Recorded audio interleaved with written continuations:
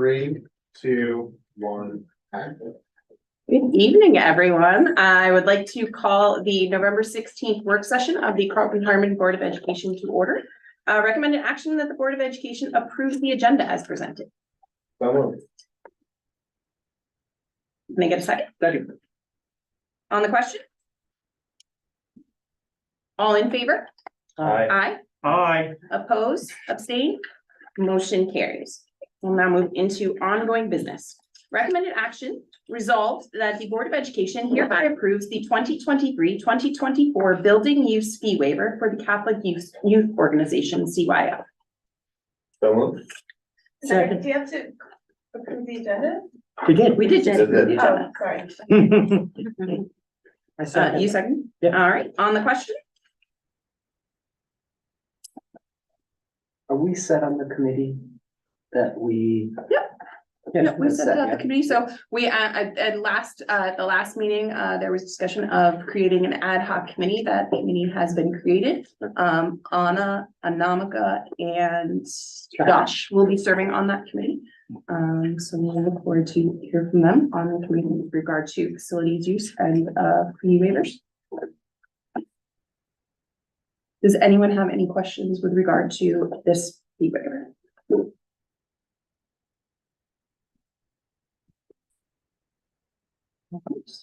All in favor? Aye. Aye. Aye. Oppose? Abstain? We have one abstention. Motion carries. Item 2.2, memorandum of agreement, recommended action. Whereas negotiations have been ongoing between the bargaining team for the Croton Farming Union Free School District and the bargaining team for local 1181-1061 Amalgamated Transit Union, AFL-CIO, ATU, for a successor to the 2020 to 2023 agreement between the parties. And whereas those negotiations have resulted in a tentative agreement contained in a memorandum of agreement dated November 10th, 2023, which has been ratified by the membership of the ATU. And whereas the Board of Education of the Croton Harmon Union Free School District has reviewed the terms of the memorandum of agreement and finds that a settlement consistent with the terms contained therein is in the best interest of the district. Now, therefore, be it resolved that the Board of Education of the Croton Harmon Union Free School District hereby approves and ratifies the terms of the aforesaid memorandum of agreement and hereby authorizes the superintendent of schools and the board president to execute a collective bargaining agreement consistent with the terms thereof. So moved. Second. On the question? All in favor? Aye. Aye. Aye. Oppose? Abstain? Motion carries. We will now move into instructional personnel. Recommended action that the Board of Education accept the instructional personnel resignation of Chunxia Sophie Wang Policelli, foreign language teacher at Croton Harmon High School for the purpose of retirement, effective March 21st, 2024. So moved. Second. On the question? All in Yeah, favor? I just wanted to say that, Ms. Wang Policelli was, I think, the first Mandarin teacher in the high school. And really built our Mandarin program, and we're very thankful for all the years that she has been with us, and sorry that she's leaving us, but I understand. All in favor? Aye. Oppose? Abstain? Motion carries. Thank you very much for that. We will now move into the consent agenda. Recommended action that the Board of Education approves all items in the consent agenda. So moved. Second. On the question?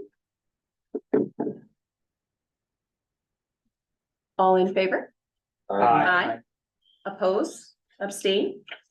Motion carries. All right, well, that now brings us to our work session, and we're very excited to have such a full room tonight. So many of you joining us to have our work session on professional collaboration. So I will turn it over to Superintendent Walker. Thank you, Sarah. Good evening, everyone. Thank you to all the Tigers who are in the room tonight and everyone who's watching at home. I wanted to start just by echoing Sarah's sentiments. I'm struck by the exceptional group of people, leaders, great thinkers and visionaries we have around this large table tonight. It's a moment of opportunity for us this evening, and as a district, I think we recognize the opportunity we have in front of us, right? And that idea of the vision and the imperative around what school can be, in my mind, begins and ends with inspiring the adults who are part of the system, right? And that through inspired and motivated, passionate adults come those similar qualities in the student experience. And when we think about one of the areas of cognitive dissonance in schools for so long, it's that idea of collaboration, right? We talk so much and so fervently about the importance of student collaboration, and nobody would deny that those are exceptionally important experiences for kids. But the adults come to work every day to be around each other in the same way, to be lifted up by each other, to be inspired by each other, to be made better by each other. And for a long, long time, the systems in schools just haven't been responsive to that kind of important moment for the professional. And so one of the things I'm so excited about is the work and the good thinking that this team and many, many others around the system are doing about how we start to dismantle some of the barriers that haven't allowed for that to happen. You're going to get a chance as a board tonight to hear hopefully some really good and robust discussion about the vision around those things and redefining what collaboration can mean for all Tigers in the system. And Greg, if you would, yeah, you're already there, thank you. To me, this emanates from the idea of the vision map, right? And creating schools as a place that are centered around joy and passion, inspiration and curiosity for everyone who's a part of it.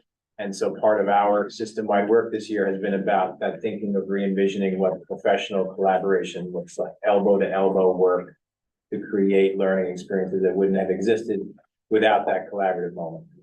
So I'm very, very happy to turn it over to our talented Tiger colleagues this evening. I think beginning with Erica and Jenny, we're going to talk a little bit about the new faculty experience. Yeah, so we recently decided to revamp our new teacher training to promote collaboration and the focus in growing, because that's where we're headed. And we want this type of collaboration to start immediately. So we think that was really important, was to really look at that future forward type of collaboration with all of the new teachers at Fairfield and Crowan. So one of the main things that we focus on in the new teacher collaboration is the teacher to teacher collaboration piece of it, but we also have other opportunities for them to also have collaboration with students, which then transcend to the community beyond. But we, with the new teacher collaboration, we have year twos mixed with year ones. So we really are trying to create a professional learning community where they really feel comfortable and safe to kind of go to each other right from the start. Have more risk-free environments so that they can check in with each other, ask each other questions, bounce ideas off of each other, and just really provide a supportive network for each other, especially as someone new coming into the building. I think that's really valuable. We have intervisitation opportunities, which we're going to be talking about in a later slide, as well as a lesson study, which really promotes the student to student and also school to community collaboration throughout. And then besides just having the new teacher training sessions, we're having the new teachers focus on student collaboration as student shadowing. So their first experience is shadowing other students, whether in their building or in a different building, but just having that type of experience, which is next slide. And of course, throughout, they reflect on their experiences, share out, and see how that might change, what they do on a day-to-day basis. So student shadowing is a way to live a day in the life of a student, to really experience it from their perspective. So you would follow a student from the beginning of the day up until dismissal at the end of the day. You would have lunch with them. You would follow them through their entire journey through the building. And you would experience what their experience is like in the classroom. And that really shows us that you can not only have an experience for them, but it's also like professional development for the teacher. It also provides us with empathy for the student and knowing what it's like for the student from the beginning of the day when maybe they have a lot of energy and how that might change throughout the day. It might change our own classroom management and our own focus, and then also our own relationship with the students and what that might look like. That really does change. It gives you that different type of perspective. So we're actually doing 2 follow-up sessions. So some of those new teachers are doing they're student shadowing tomorrow, and then they're doing it again next week. And then following every student shadowing day, we then debrief with all of the new teachers. And we think that immediate reflection with those new teachers is really powerful. And it also gives us that time to be able to collaborate with teachers, but allowing those teachers to collaborate with each other and to be able to hear different perspectives and from different students as well. And the neat part about that is the teachers actually get to choose like what maybe type of student that they want to follow, or maybe I teach 6th grade, I want to follow a 12th grade student and see what their day is like what is it at the end of pro and that their experience is like, or maybe I want to see a kindergartner. So they get that flexibility to kind of see, how each child might be different in the system. It's pretty neat. And it's very new. And then teacher intervisitation. So similar to shadowing a student, you can kind of pop into different classrooms and see other teachers that are, instructing on your grade level. We typically do, but we tend to not really get to see other teachers either in the upper level. I'm in 6th grade, so very rarely do I get to actually sit down and take a look at what 7th and 8th grade are doing. And then eventually bopping into other school districts or other schools would be really awesome to see, because we're always like just in our 4 walls and we kind of know what's going on, with the partner teachers, you kind of get to check in. But it was really opening. I was able to have the opportunity to go on an intervisitation. As a 6th grade teacher, it was awesome to see how people set up their own rooms to promote collaboration, how they work with the other support staff in the room. And I think it's really valuable for new teachers to also have this experience right from the get-go. So they get to really get comfortable with people going into their rooms. We're going into other people's rooms. So like everyone's just kind of in this collaborative nature, and you get that vibe set from day one.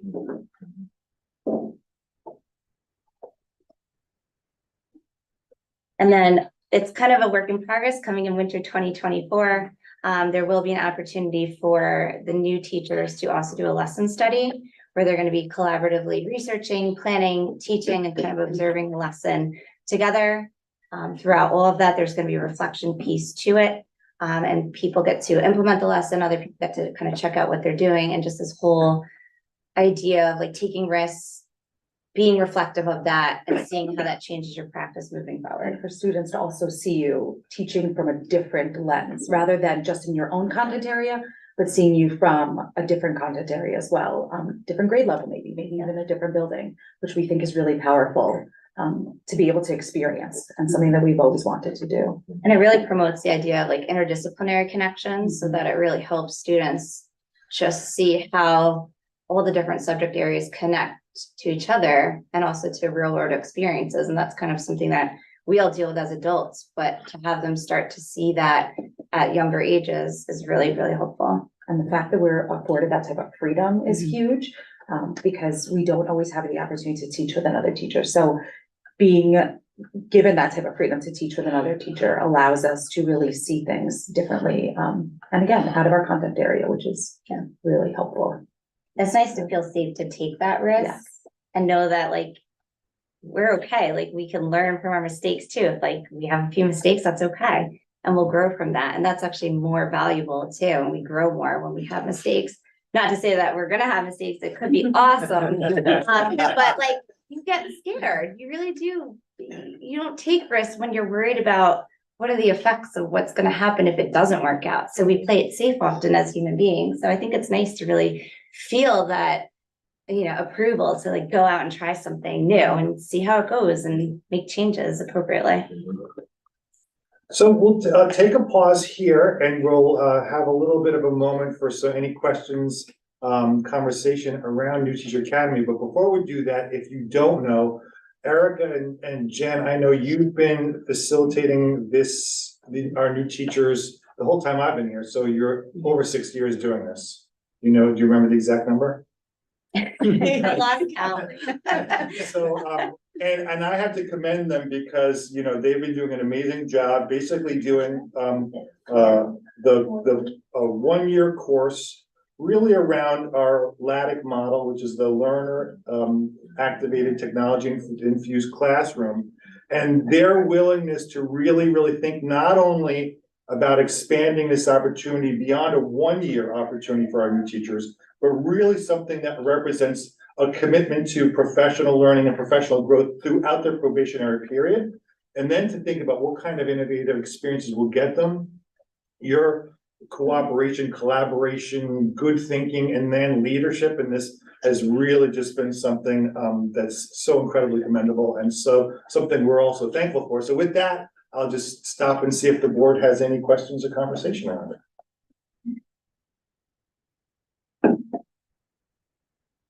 Sounds amazing. It sounds like something everyone should do at like every job in the world. So, because I usually try to start off the conversation when nobody else wants to jump in.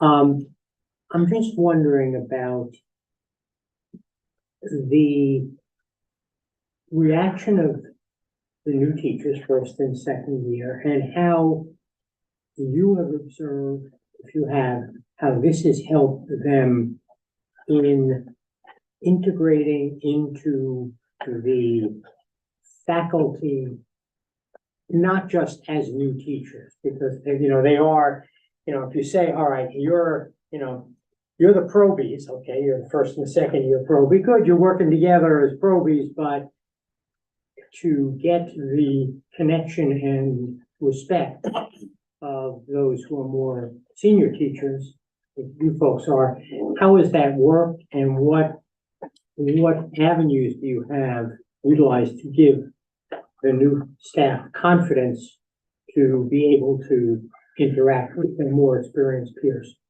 Well, I think you're giving them the freedom to be able to co-teach a lesson with somebody. So although it probably is with a year one or a year two teacher, you're also walking into a classroom that might be of an experienced teacher. So through student shadowing, you're going through that day and you're also collaborating with all those new teachers, or well, the new teachers are collaborating with all those experienced teachers, because you're watching them teach and you're seeing what works in a classroom, what doesn't work, and some of the benefits that those teachers bring in. I want to say too, just like the new hiring practices, I know this isn't about that, but the type of people that are being hired, I think inherently brings that sense of collaboration to the table.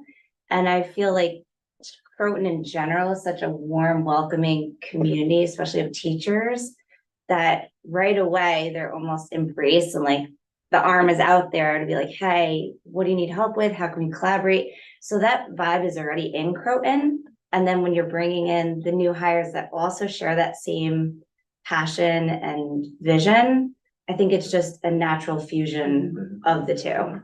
And it just kind of organically happens, which has been really nice. And I'll say to attract that level of candidates, we've been selling them a good bill of goods. Yeah. We've been saying Yeah. we are an amazingly collaborative place where you're gonna have an amazing future. So we're delivering. And I've So had it's- that feedback with the new teachers, and just talking with one person specifically, they were like, wow, this is such a different place than anywhere I've ever taught before. And the door isn't closed. Like, we know that teachers' doors aren't closed, that the doors are always open, and Yeah. any teacher will allow you to go into the room and just observe them. Yeah. Like, we like that. We actually enjoy working together, and we Yeah. don't like to close our doors and have to teach Yeah. just with our 20-something students in the classroom. We want to be able to collaborate with each other. Hi, I had a question.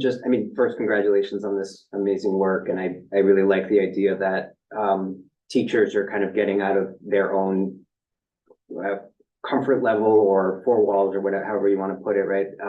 And just observing from others, learning from others, etc. I guess I just had a question about how the pairings are done, like whether it's teacher intervisitation or even with the walking in the kids' shoes part of it. I forget what that's called officially, but like how do you pair people? Like, are you thinking about like, one teacher has one style and another teacher has a very different style of teaching, and you pair them together, or is it not that? Like, what kind of thought goes into who's When working we were in together? our initial session, we actually had the new teachers fill out the Google form. So they selected their grade level, the grade level of somebody that they wanted to shadow for the day and some of their interests. So they had a lot of that say, and Yeah. then it just naturally kind of worked together from there. Yeah. And I think with the teacher intervisitations, you start out with, well, who might I want to go check out? But I think there's going to be so many iterations of it that eventually we're just going to start, getting Everyone will. Everyone, pair at some yeah, point. everyone's just gonna see everyone. Yeah, I want to give a special thank you to our building principals, because basically there was a Google form where the teacher said, I'd like to see a special education student, I'd like to see an ENL student, I'd like to see, somebody who has a really rigorous AP schedule. And we basically gave the criteria to our building principals, and they did a great job. Really, not only finding a student that they think really matched the profile that the new teacher wanted to see, but then contacting the student, explaining to the student, contacting the parent, so the parent was aware, notifying the faculty, so the faculty was aware. So I just want to say thank you to the three of you for what you did in terms of really facilitating, what's going to be a special day both tomorrow and next Monday. Yeah, we only had to bribe all of them. All right, we won't ask. I have to say that that experience was actually really exciting for me, because whether it was talking to the parent, talking to the teacher about having another adult in their room, or talking to the student, everybody was excited and open to it. Because, a teacher in a different environment might be like, I don't want another teacher in my room, even though they're shadowing the student, I don't want somebody watching my class. It was not at all. It was like, here's the profile that they'd like to see. Oh, this student would be perfect. And it really was awesome to see the reaction from the teachers and the parents. We called them, same thing. Oh yeah, that would be great. That sounds like a great opportunity. My kid will love that. So it was validating.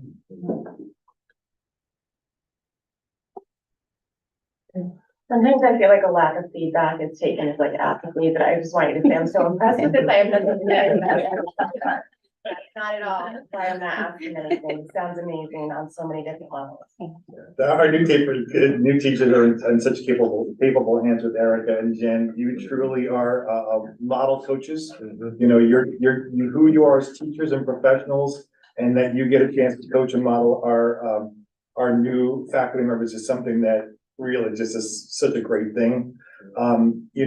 As we continue on with our evening, when we look at the idea of coaching is obviously something that is not something that when you're just new.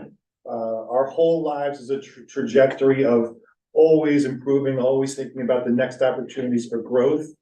You would know that our coaching model started last year at the high school with Ashley and Isabella, and has grown this year to two coaches at CET with Kelly Banis and Joe Pasquarelli. Unfortunately, it is parent-teacher night, conference night at CET. So Joe and Kelly can't be here, but I'm really, really happy to have Ashley and Isabella speak to the whole nature of what's going on with the coaching program to date in the district. Thanks so much for being here, both of you. Sure thing.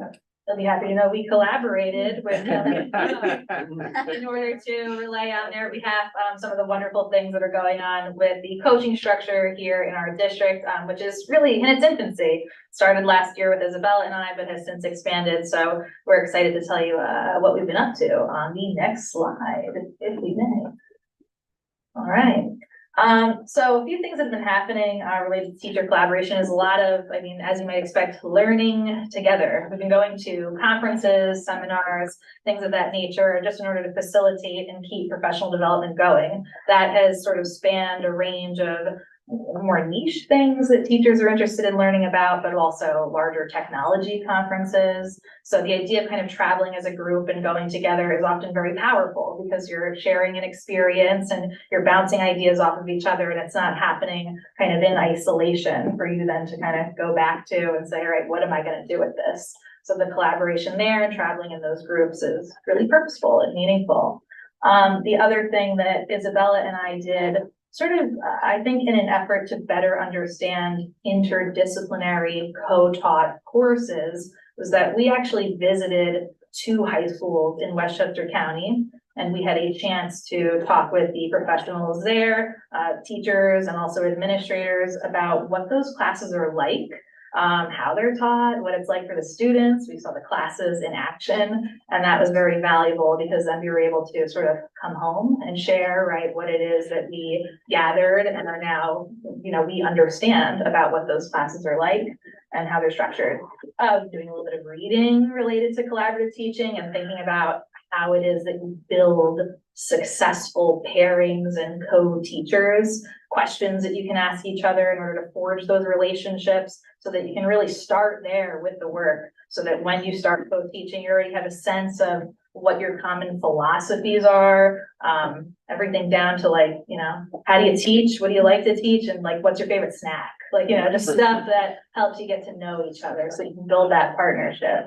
And we've also hosted, and Kelly and Joe have also done this at CET. We've hosted some lunch and learns at CET. They're referred to as chat and choose. And so during that time, teachers will kind of collaborate and enjoy each other's company and learning how to use a certain type of instructional technology.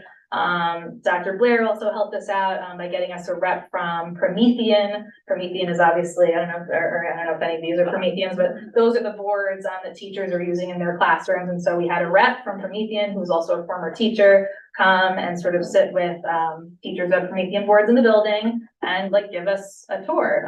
So it was a good follow-up to something that we had done earlier this year. Thank you. And I'll turn it over to Isabella Zack to tell you about the rest.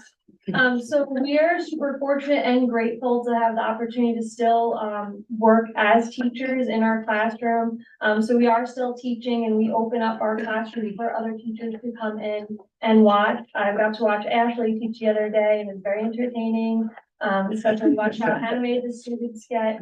And then we also co-teach and we both taught with teachers in and outside of our own discipline, which is always very interesting too. When we're not teaching or co-teaching or not meeting with teachers and collaborating, we're popping around in and out and hey, what's going on? You need us? Like, what can we do to help? Some people take us up on the offer. Some people are knee deep in work and we say, okay, catch you next time. And we don't take offense to it. And then we've been going, like she said, to workshops through BOCES and Lyric. We've networked with other coaches in the area. That's how we actually connected with one of the high schools we went to. And then we've worked with Joe and Kelly, who are doing such great things at CET. Some of the same things, some different things. They get to co-teach almost every day. So they get to model that for other teachers down there. No, that was great. Yeah. Good work. Thank you.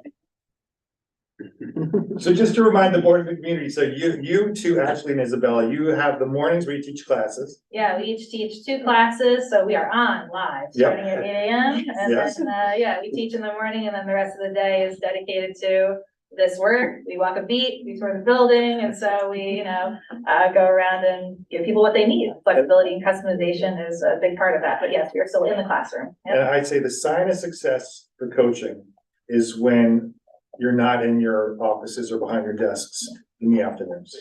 And I know, I can't find you because you are throughout the building in the afternoons. So the fact that these coaches are actually being utilized and are busy every single day is really a testament to the success of the model.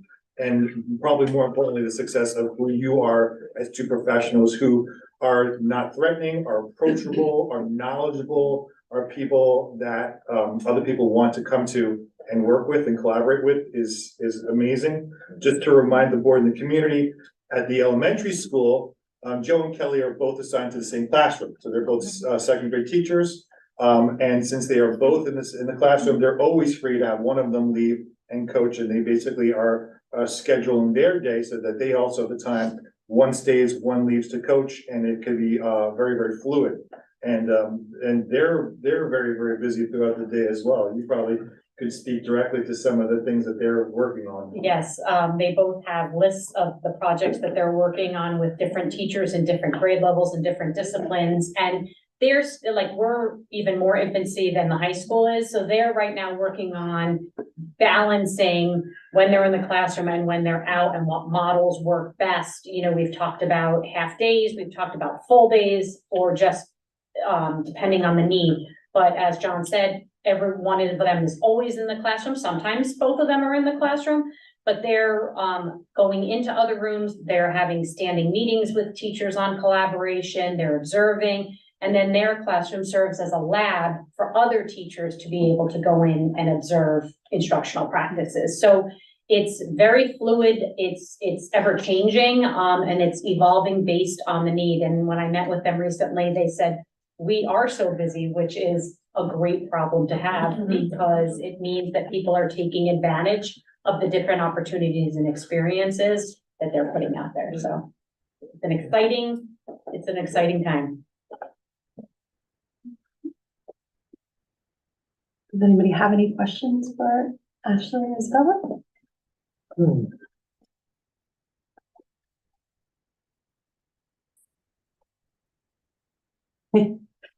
Yeah, again, I think our lack of questions is really just because it's really impressive to hear all of the work that's going on, and all of the great stuff that you guys are doing in our buildings. So we're excited to hear it and excited to hear how things continue to evolve. Can I just ask you to ask, because I feel like now you should ask, are there any challenges to this you're finding? That you want to talk about in an open meeting?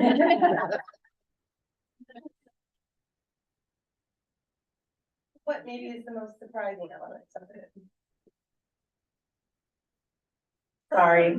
These are good questions. I mean, I don't know, it's like, I don't know. I'll Go just ahead. echo what Carrie said, it's, we're just busy and it's like a good and bad problem to Yeah, have. that's- Sometimes I wanna rip my hair out, but I'm like Yeah. happy about it. But also like, oh my gosh, like where am I gonna go? That's Yeah, you know what I mean? yeah. It's a good problem to have. You're getting a lot of exposure too, like, I mean, sort of in a nod to what Jenny and Erica have been talking about, this idea that you're in a lot of different spaces and you're seeing, you know, like completely different curriculum stuff that like, I have no clue what these things mean, you know what I mean? But you're still thinking about, again, how you can help the students, what you can do for the teacher to collaborate with them and really help them, you know, improve something or modify something in order to really increase student engagement or whatever it is. So yeah, maybe one of the challenges might be that sometimes you get somewhere and you're like, okay, that's new for me, but it's, like, I think that's good, that kind of challenge is, yeah, you know. Can you elaborate a little bit more on something you said? What are some examples that you've seen that you're particularly proud of, that you encountered this year as part of your coaching work? I think that one thing that I'm extremely proud of is the openness and willingness of just so many faculty members who just want to try new things. I mean, people who, you know, when you're a teacher, you find all these cozy structures that you really like, that you depend on, you're like, yeah, I know that's going to work. But, right, there are also, right, all these opportunities for growth. And I just see so many teachers trying new things, literally learning new technologies that they have never before used. Literally, you know, trying something, taking a good risk, right? Like, I'm gonna use these ping pong balls for something, right? And going for it. And I think that that just shows such bravery and such dedication. And I think that, you know, when I think about the specifics, it's about people who are digging in, and that's happening a lot. And it's awesome. So thank you for creating this space. And I think it's just a real reflection of, you know, the quality of, you know, faculty, staff that exists, you know, in programs. It's been wonderful to see. Thanks for coming to my TED Talk. And then just to piggyback on that, being able to go into these classrooms, one thing that I find really exciting is actually watching students outside of my discipline. So teaching math, I understand I'm not everyone's favorite subject. So I got to watch a student give a presentation and I actually had tears in my eyes because I didn't know he was that great at presenting. Yeah.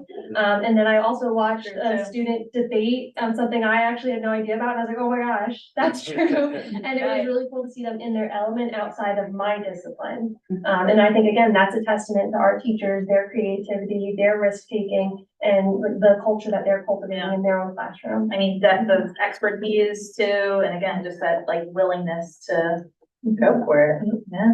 And how are the students responding to it? I think sometimes they're a little freaked out, like, why are you in here? You know, like they're a little bit like, why are you now also in this class? But I think, you know, one of the really positive parts of this too is that like having a couple of teachers in a room can also help to shift things and lead things. And I think it's wonderful to sort of propel students that way by engaging them with some extra questions and also helping to keep them on task or whatever is needed in that moment. So I think that their reactions, you know, are like largely positive and ones that reflect excitement, I think, about that experience, you know, having a couple of people to ask, talk to, you know, kind of dive with even in a different space. So That's wonderful. Yeah, thank you.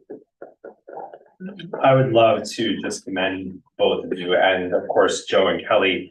From my lens in the technology world, you have not only helped to infuse technology into instructional practices, but you've also been creative problem solvers with technology, and that helps me, right? Because it's like, I don't quite know exactly what the English department needs when it comes to vocabulary instruction, right? But actually kind of digging in, researching with the teachers, chatting with them about this incredible platform that then I can kind of dive into, get the ed law privacy contracts taken care of, and then now that we have these incredible statistics Yeah, about we're building kids a little list. in 2 Yeah. weeks Yeah. working with a brand new platform. So Yes. that has been paramount to my role. So thank you. Thank you, and thank you for creating, the space to be able to do that. So, thank you. If I can interrupt a little bit, I am in a unique position that I worked with them 3 years ago. That's been a little while. And as a new teacher when they were going over their LATIC program with me, and I've had the fortunate experience to work with Ashley in my classroom as well. So I can tell you firsthand that the work that they do is phenomenal.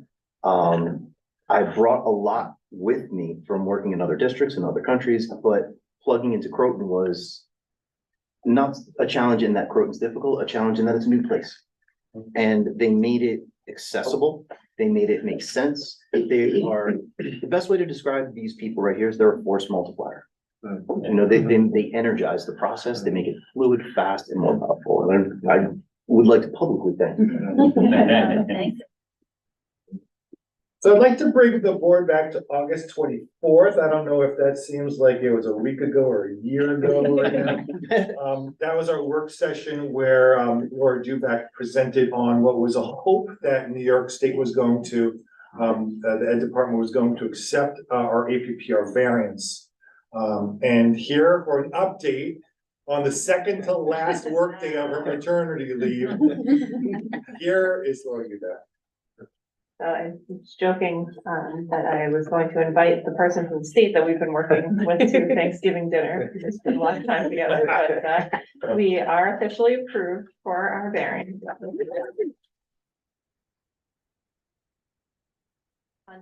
Clapping for APPR. So just as a quick refresher, some of these options will sound really similar to the New Teacher Academy options that you just heard, that the new teachers are working on, but we're basically offering our tenured faculty now a choice of 4 options: action research, lesson study, peer intervisitation, or a traditional administrative observation, in addition to their yearly announced observation. And then our probationary staff, they already get an additional administrative observation, so they'll also be choosing one of the 3 variance options.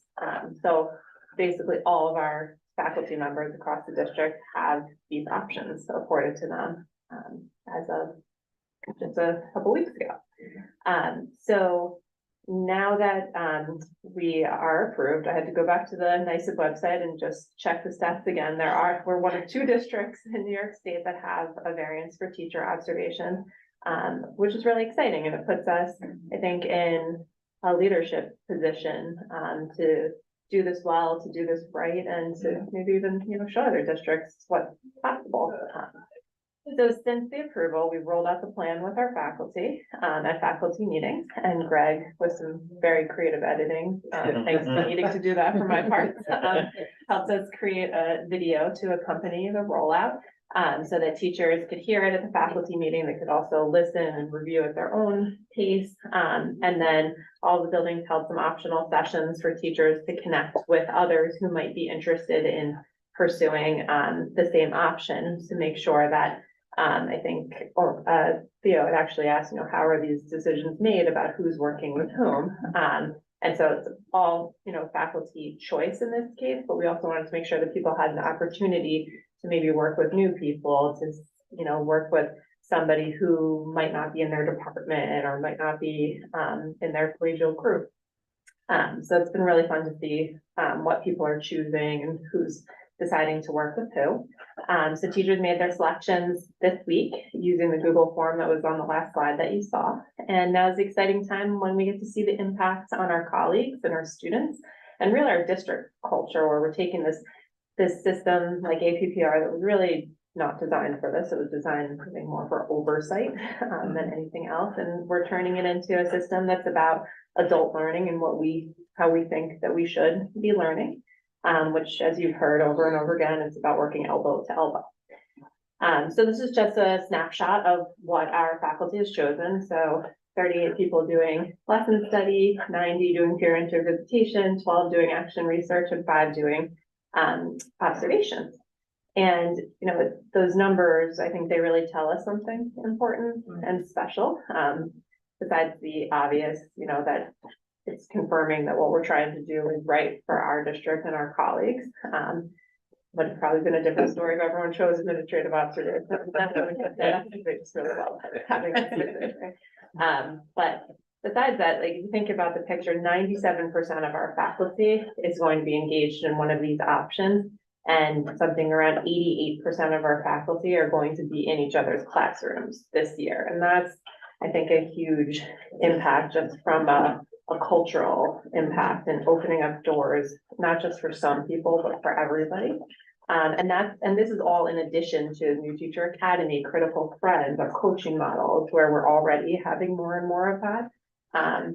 So I think we're just really excited and proud of this as another layer to the bigger picture vision and, you know, pushing on these requirements and taking them, pushing them to be a part of this vision map, where one of the cornerstones is professional collaboration and culture.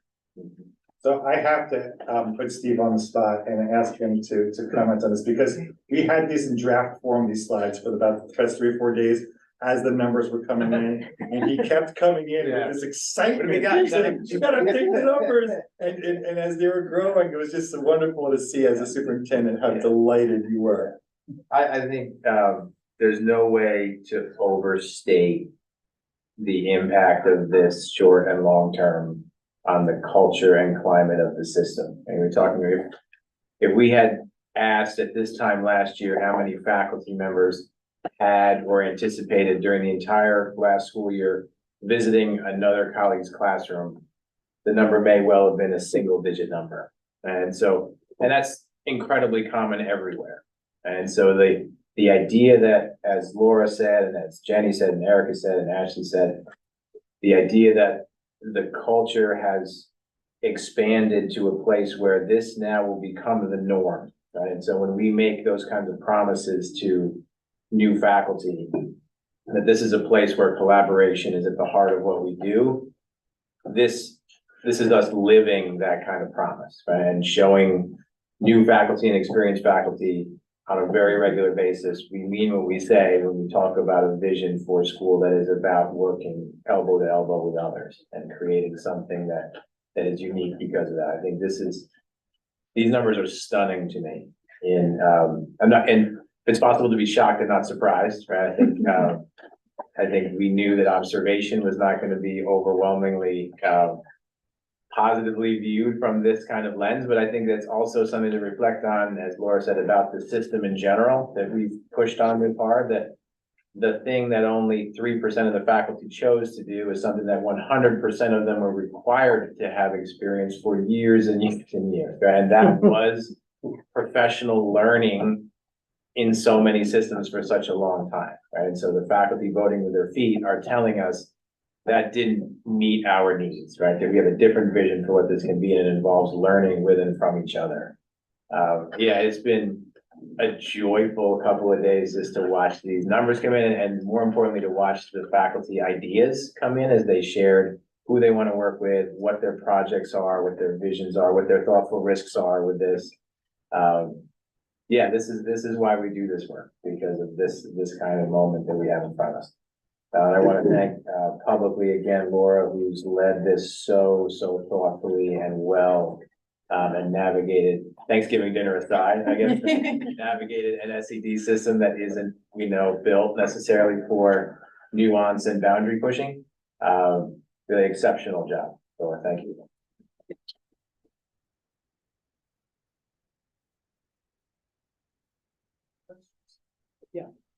So I guess now that we have the variance, to get to a little bit, I guess I'd call it to the nitty gritty.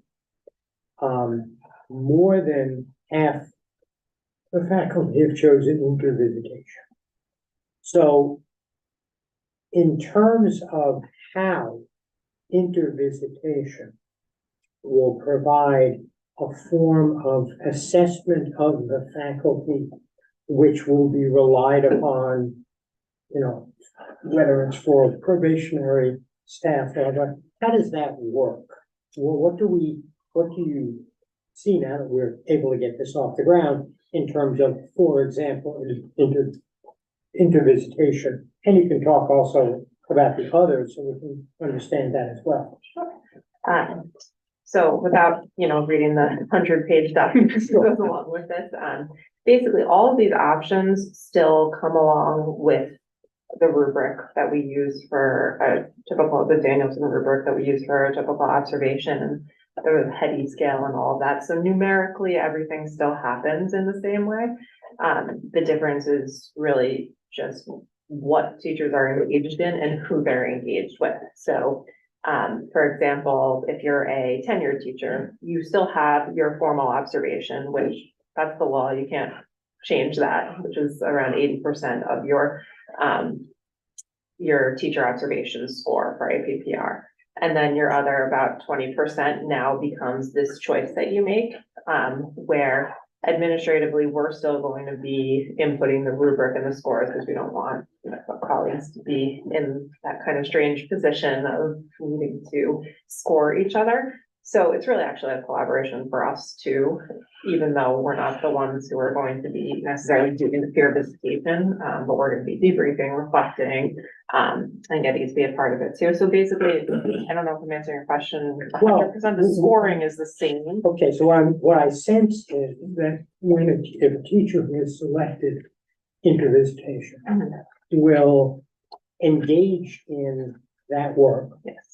Engage in those, and then will debrief with administration to say, all right, what did you see? What have you learned? What will you bring back to your classroom?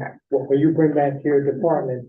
Which will then allow building administrators or central office administrators, whoever, to be able to assess if that teacher has recognized and meets high expectations in terms of the various Danielson rubrics. I mean, that's kind of very. Yeah, and I think also when we were going through this process too, one of the things that we realized is that so much of the work that we do with teachers is really not through the observation process. It's through meetings, collaboration, planning. I don't think there's any kind of situation where you ever make a decision about somebody as a teacher based on 2 observations a year. That would be, not ethical, maybe. So this is a piece, an added piece to the puzzle rather than the, 50% of the puzzle. And I asked that question mainly because I'm assuming at some point SED will come back and say, all right, so we gave you the variance. What have you done with it? What have you learned? And show us why. They will. It They've already works. given us the question. They can ask here. But as we said to the person that we're working with the state, we're excited to share. This is something that we're going to be adding to their to the work that they do. I think that they might be coming to ask us to share with other districts at some point. So this is, I think, something that is going to add to their learning, if anything. If you might be watching this. Will that process, I mean, not the whole process, but if there will be I would think an annual or somewhat process with SED of sort of reviewing this and renewing it for the I think following they year. do. So we're guaranteed the variance for 3 years, but each year they look at the data. Presumably if there are any issues, we reach out to us. And then we have to reapply again in 3 years. Do you know what who the other school district is? Yes, it is both of you. One of them both of you. And do you have any insight into what their variances about? I can tell you. Some of when I say we're one of two people, the two districts with variances for teacher observations, there are also a handful of districts who have a variance for the student score subcomponent, which is the testing, basically, which I think is more common. And then do a little scrolling and I can tell you. But a quick look earlier today at the BOCES that was doing it, it's up near one of the BOCES up near Albany. They were just doing something a little bit creative with the Danielson rubric using domains 1 and 4 a little bit differently. So I think ours is maybe a little bit more out of the box. It might be a little bit. So it's still kind of leading the charge with the thing, the work that we're doing. Yeah. Pretty, not the right word, it's pretty cool.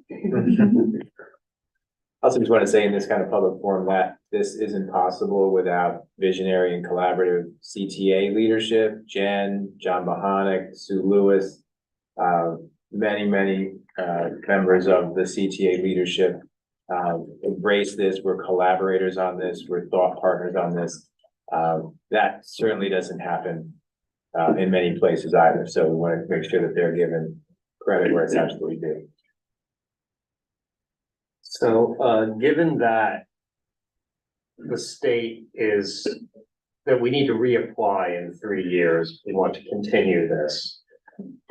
It basically means that we have, 3 years is a long time. 3 years is short, but 3 years is also a long time.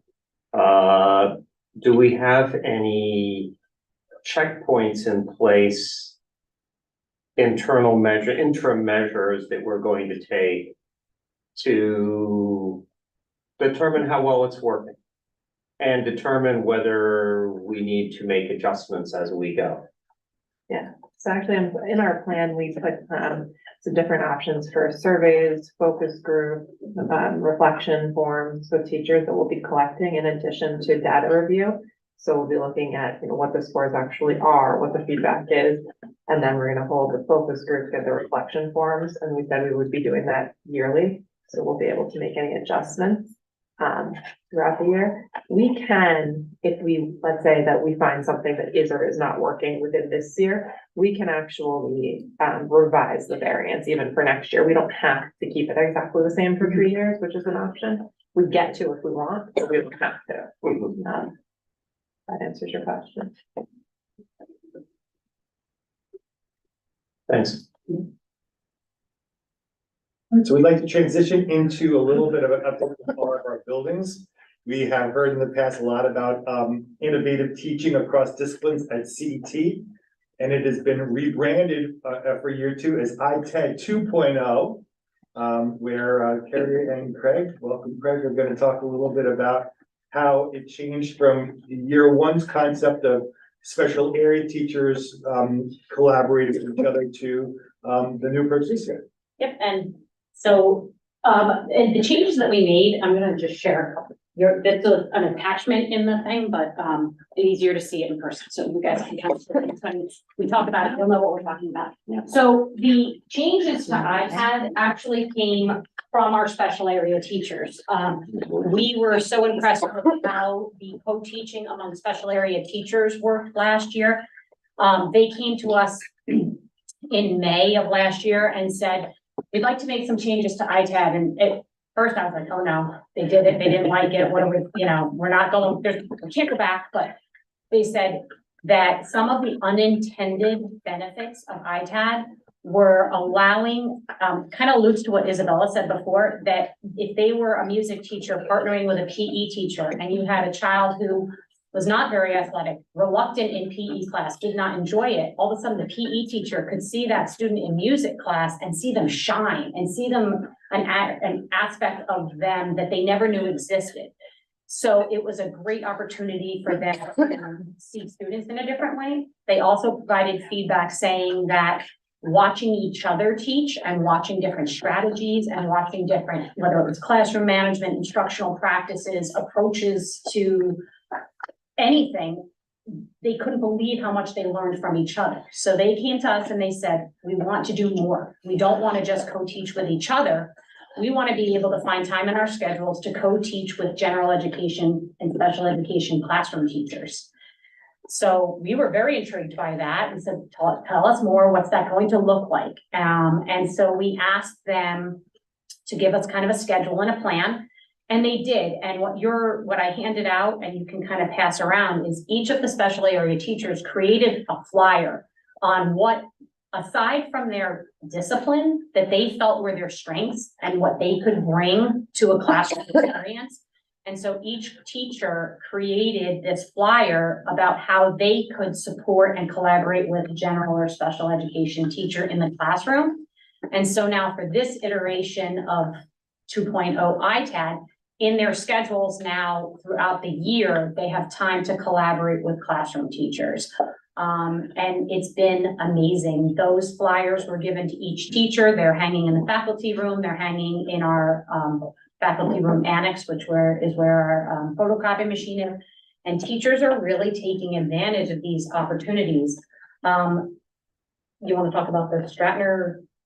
Oh yeah, just a second. If you haven't noticed on the actual slide, if you click on Collaboration Reimagined, you can see all 6 of those posters that were made up. But I think Kerry really hit the nail on the head. It gives our specials teachers, who, if you think about a specials teacher, classroom in the elementary school will come, they will drop their class off at specials and come back in 45 minutes and pick them up. So those specials teachers had contact with a classroom teacher for a couple of minutes in passing, and then those students see that specials teachers for a 45-minute period of time. And then, of course, at lunchtime or maybe before school, after school, those special teachers get a chance to come together and to chat. What the ITAD, the original ITAD, and now 2.0 is, it allows these special teachers, first of all, they're given time each and every morning to collaborate with one another, which is, we talked about, not only is this a collaboration opportunity, but it's also kind of looking at our scheduling a little bit differently. So we tweaked our work to schedule so our specials teachers had that time each and every day to come together where they could discuss units, they could discuss classroom strategies, they could discuss classroom management skills. And that kind of started their thinking about what can this be moving forward. And kudos to our teachers. They said, you know what, as Kerry mentioned, this has worked so well with us within these specials that we'd like to branch this out to our classroom teachers. And of course, there's been all this buzz and all this talk about collaboration. So to bring in a specials teachers to work with a classroom teacher, which I think is pretty much unheard of in an elementary school setting, it's just been an amazing match with teachers learning from one another and seeing each other in a different light. And even really interesting, having the students model, having the teachers model for the students what a true collaboration looks like. So one of our collaborations, which we've highlighted here, is one of our 4th grade instructors, Mrs. Stratner, has teamed up with Marlena Horton. We do a Native American study in 4th grade. We just actually celebrated that a little bit this week. Putnam Northern Westchester BOCES came into our 4th grade and presented a Native American Day. But Mrs. Horton collaborated with Mr. Stratton. We were able to find them some coverage throughout the day to come together, to do some planning, to collaborate. And they did a really interesting unit on rain sticks, where they designed a rain stick, and they did it with kind of a STEM or STEAM model in mind, where they designed a rain stick using different materials inside of a tube to make different sounds. And then they put on a presentation where we were able to go to the music room and watch them perform a rain dance, complete with Mrs. Stratton with a water bottle spraying everybody down. So it really was kind of you had song, you had dance, you had technology, you had, like I said, planning, collaboration. It was truly a wonderful unit with 2 teachers who normally don't have the time in their day to come together to do a unit like this, which really made a difference in not only their Native American unit, but an experience that not many elementary school students have the opportunity to have. So it was simply amazing. It really was, and it was neat that there was language arts involved in this lesson because they were studying and reading the legend of the rain stick. Then there was STEM involved because in order to have the desired sound, they had to decide which materials they used. There was art involved because then they decorated the outside of the rain stick to their following guidelines that they learned about Native American history. then, like Craig said, we all came together and we even had roles in it. We were the thunder. And they read the legend of the rain stick and the kids acted it out. And it was just really, talk about multiple disciplines coming together in a unique collaboration. It was really fun to be a part of. So that was just one that we're highlighting, and there is a link there. We don't have to go into it right now, but if you want to later, there's a link to the actual unit and lesson. And then we just wanted to highlight a couple of other collaborations that are among teachers, students, and the community. So another collaboration that took place around Halloween was between the kindergarten voice class and music. And Mrs. Horton went into the kindergarten room and the kids together wrote a spooky story. So the kids were able to pick the characters and what happened. And then in the next session together, they got to use props and puppets and instruments and act out the story that they wrote. So it was really, again, a very nice collaboration where kids got to see two teachers working together and bring disciplines together. A really unique experience. And our world language teacher has been working with 2 4th grade teachers on Dea de los Muertos, where in science, 4th grade does the bones and the skeleton. And so they connected the study of skeletons, learning the body parts in Spanish, and then learning about the customs and the traditions of that holiday. As we speak, we have 3rd grade Halligan phys ed teacher and Joe, one of our instructional coaches, are working on the history of sports across continents. In 3rd grade social studies, this learns about cultures around the world. And so they decided the 3 of them are going to work together and they're going to learn about the origin of different sports and athletics on each continent. Our instructional coaches, I don't want to step on what Isabella and Ashley said, but they've just been working and collaborating and meeting with teachers and bouncing ideas. It's amazing to see when you give the environment and the opportunity, what teachers will come up with. And it's really driven by them, which is the most amazing thing, to sit back and know that you've created an environment in this district where teachers are not afraid to take a risk, ask, can I try this? We have more and more instances of our buddy classes. That's when like a younger grade pairs up with an older grade. In the past, that was simply like, let's get together and buddy read. Now it's let's get together and do this STEM activity. Let's let our younger kids work with our older kids. Let's bring these multiple age and multiple grade kids together for different experiences. It not only boosts the confidence of our older kids, putting them in this leadership role, they also build empathy for realizing how to work with younger kids. And our younger kids have these role models to look up to, and they get excited when they see them in the halls, and it's really a beautiful thing. Yeah, and I'll take that a step further. That's really an extension about what we've been doing the last year and a half with our house system. Our house system, as everybody knows, has allowed our students kindergarten through 4th grade to learn across multiple ages, to learn across multiple grade levels. And now you see that kind of carrying over into our buddy classes. Even our teachers who may not have had a buddy class in the past are now pairing up with a different grade level and giving students in, like I said, multiple grade levels, experiences to come and work together, which has just been a home run overall. And just one little addition to our house system for this year was to focus on more house collaboration. So giving the opportunities, for example, the House of Honesty to work with the House of Cooperation on a common goal or a common experience. So again, expanding those opportunities for kids to work with other children and across grade levels, and also making connections with the community. Tomorrow is our November Flexible Friday, and we actually have someone from, it's called Food for Love. It's a organization in the community where they do food donations for pets. And a representative is coming in and meeting with the House of Honesty and the House of Integrity, because they're going to take on a drive where they are connected to that organization and giving back to the community in that way. So it's expanding these collaborations beyond just the 4 walls of CET, but into the community and based on what kids are passionate about and instructors are passionate about. So it's very exciting. Yeah, and I came in late because the parent teacher conference, I don't think this was mentioned before, but Spectral at CET tomorrow, LOHUD is coming into CET tomorrow to take a walk around while we do our house systems and do an article about what schools can be in Croton through the lens of our house system. So we're very excited about that opportunity tomorrow morning. So I have a question. These collaborations all sound really interesting. I'm just curious, like, for example, with this Native American music and dance program, is it something that then carries into all the fourth grade sections or just the one? For right now, it's just the one, but people are getting their, so when, Mrs. Arturi found out that Mrs. Stratner did that, she's like, oh, can you come to me now too? So it's spreading. It's not I'll be honest, every class is not getting all the same experiences. Right. But each class is getting some experience, whether it's through the original iPad model or through this model. Kids are getting experiences across the board, but because it's kind of a pilot and we're testing things, it is not a requirement. Plus, to be very honest, there wouldn't be enough time in anybody's day as it stands for our special area teachers to do the 1.0 iPad, the 2.0 iPad, and still teach their classes.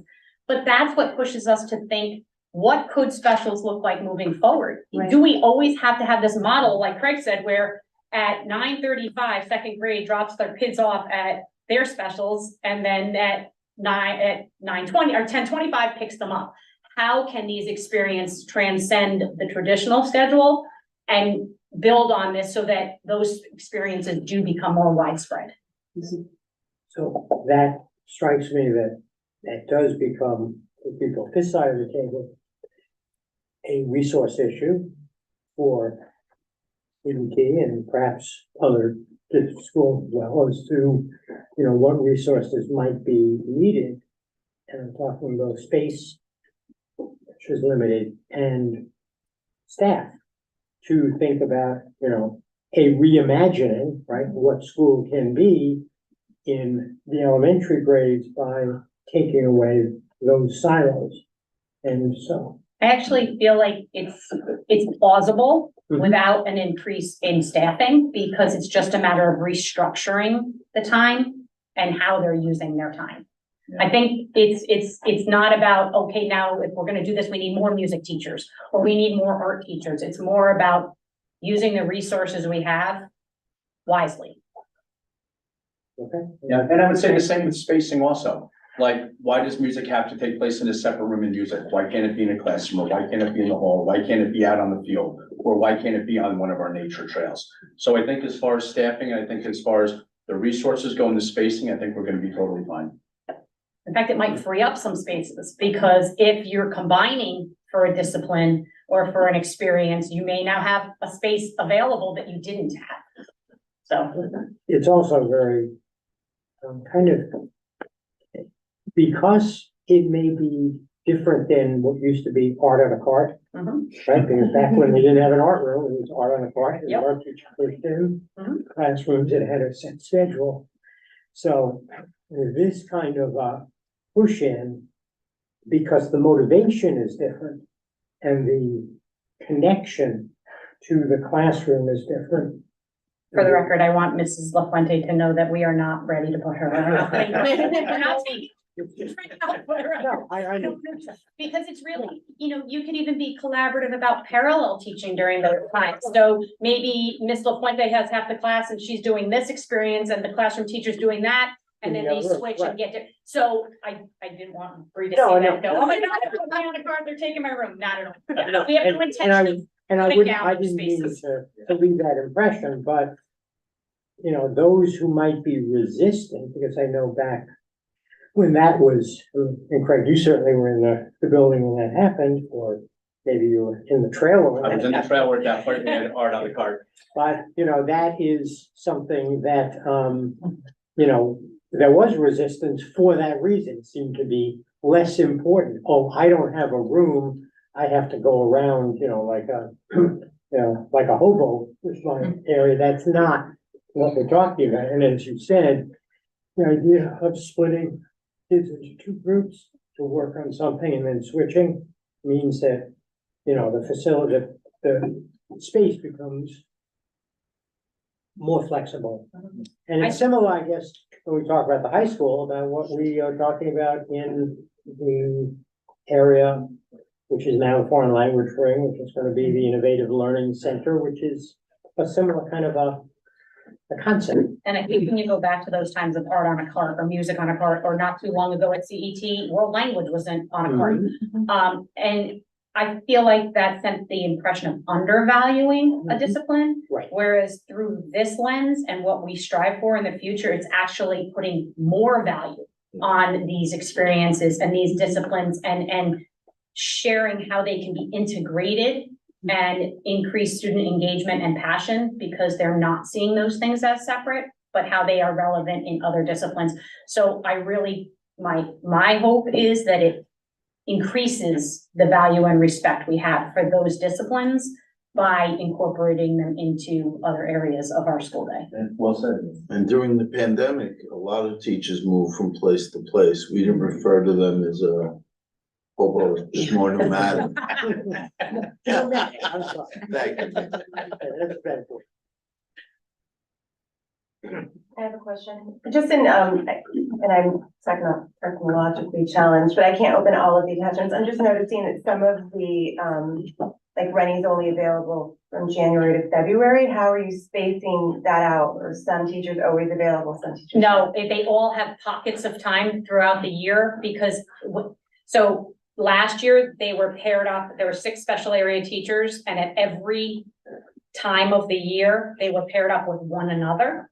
Now, at every section of the year, 4 are paired up and the other 2 are pushing in. So that's why, or pushing in with general ed and special ed classrooms.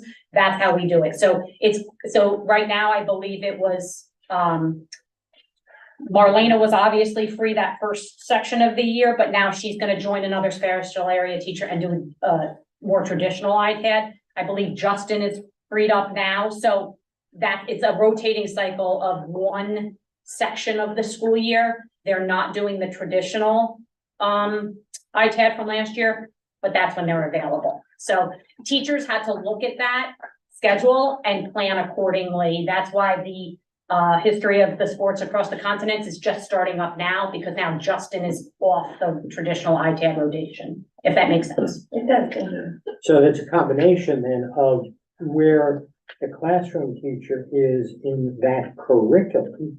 Like, you know, at that point for Peter Halligan to be able to go to history and sport, okay, it's that time of the year, or I'm gonna do it at that time of the year because I know I can connect with Justin and I guess Joe. Yeah, right? Joe as an instructional coach is available at all throughout the year. Got it. So They have to time it with Justin's schedule. So what that means for those who are used to, perhaps as parents, community members, the idea that everything goes in a sequence that is just there because it's there and it's always been that way. And I can go to the curriculum map and see what happens week 1, week 2. That gets flipped, that gets changed because of the resources that teachers use their initiative to see how they can add that to their classroom. Right, it's still curriculum based, but it could be done in a different time of the year, absolutely. And I think that's what's so helpful about the flyers that our specials teachers have made up, because it gives everybody an idea of flavor of what can be or what ideas you can start to generate. And especially if you know how, guess what, I saw this flyer from Mrs. McManus, and I know she's gonna be free in January and February. Where am I gonna be in my curriculum? What ideas can I have? And especially now with the time we've given our specials teachers in the morning to free up, they can pop into those classrooms and start to have those conversations with the teachers. So when that opportunity arises, they're ready to hit the ground running. And with intervisitation, more teachers, even between and among the schools are gonna see what's going on and that they give ideas in the other schools or in the same school in different grades to. Okay, got it. That's connected, Just one more follow-up. How many classes participate right now in the buddy classes? And just remember, my kids really liked it when they got to do it. I'm just curious. So that's how many? That I would say at this point, just about every single class in Oh, yeah. CET has a buddy class. Yeah. Wow.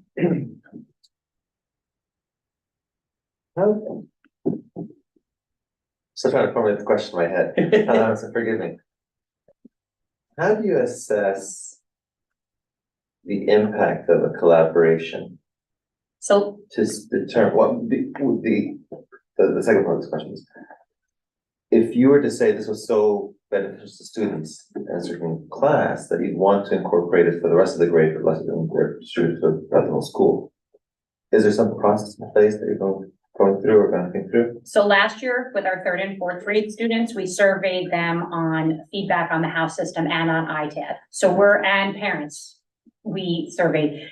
K1 and 2 to complete their own survey. They're a little too young to, process that properly, but we are getting feedback from students and that's very helpful. Like, and some of the kids have said, I loved working with. So it was funny, in Spanish, and last year, a traditional ITAD unit was doing yoga and in Spanish. And the kids were like, I didn't know Mr. Duchin could speak Spanish, or, so they're just, some of it's very anecdotal, kids sharing ideas, but we did survey and will plan to survey students. I think that gives us the best feedback and helps us decide what changes or what iterations may be to come. Yeah, and Omar, I'd say in a less informal way, my own assessment is by engagement. And a long-term classroom teacher, when I see students excited about learning and engaged in learning, I really don't need a formal assessment. Kids should come to school excited to learn, excited to be there. And when they're engaging with one another, when they're collaborating with one another and seeing their teachers excited about teaching, that's kind of all I need to know. Yeah. So the point of my question, or at least I'm basing the question on the ethical considerations in education research interventions, right? That do you try something out in a section and it works, then what is the obligation of the district then to apply it to the rest of the student body?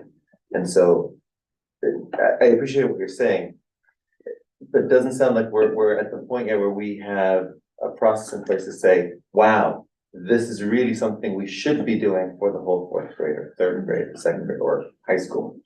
But I would say, again, as a former classroom teacher, you're on the same page a lot of times with your team or your grade level colleagues, but everybody has always brought their own flair, their own passion, their own experiences, still align with standards and still covering the curriculum. But we've always encouraged the school I taught in and where we are now is that authenticity, like the teacher's ability to do something a little different with their class. As an example, when I taught first grade, I was the only teacher that had an apple cooking day. Like I brought in parents, I was the only one that did it because it was something I was excited to do. It wasn't across the board, but then the teacher next door for a different unit might have done something more unique and special that my students didn't have the experience of. So I think that it will grow and expand, but at this point, I would say for every student that might be getting that fourth grade Stratton music experience in Stratner's class, Miss Barone is doing something equally special with her kids. It might be different and it might be Miss Barone's spin on something. So I would not say that there's any class on any grade level that is missing a unique or engaging experience that I would pit one against another. They might be different experiences, but every class, every teacher is different. And we like that autonomy for a teacher to say, I had this great experience. They'll share it. An example of that would be last year when Liz Sofronio taught second grade. She did an experience with the senior citizens right around Thanksgiving where they read a book about the Macy's Day Parade and then created balloons out of actual balloons. Now she's on third grade this year. The entire third grade is doing it and they're inviting their buddy classes. So every third grade student and every buddy class could be a first, second K buddy class is going to join them for this experience with the senior citizens. So once something happens, there's always the option that it can expand, but we're not making it a requirement at this point because I feel strongly that when a teacher wants to do it, it's going to be more authentic and more special for the kids. So. Well, an observation on that, and I think my oldest son who always makes connections, and the connection that I see is we talked about New Teacher Academy, talked about the kind of teachers who we attract and work with in the district. We talked about the work that we do in passion projects. And we talked about the fact that everybody is, or almost everybody, and I hope it will be everybody, is enthused in going in that, to do that in their role as an educator and bringing that back to students, which then comes to, Carrie, what you said, which is, we're not gonna say everybody does the senior citizen parade, and the Macy's, or everybody does what Ms. Stratton did, but everybody does something. And if everybody is engaged and enthused as faculty members, which is what we hope we have, then everybody will be doing something and the kids will benefit. And the teachers will benefit by seeing what other teachers have done. And I think that's probably how it ties, because I know in CET years ago, right, Greg, you had at the reading pullout, Right. right, Yeah. Dr. Farnham. Yeah, Dr. Farnham and and that Bill was, Duplanis.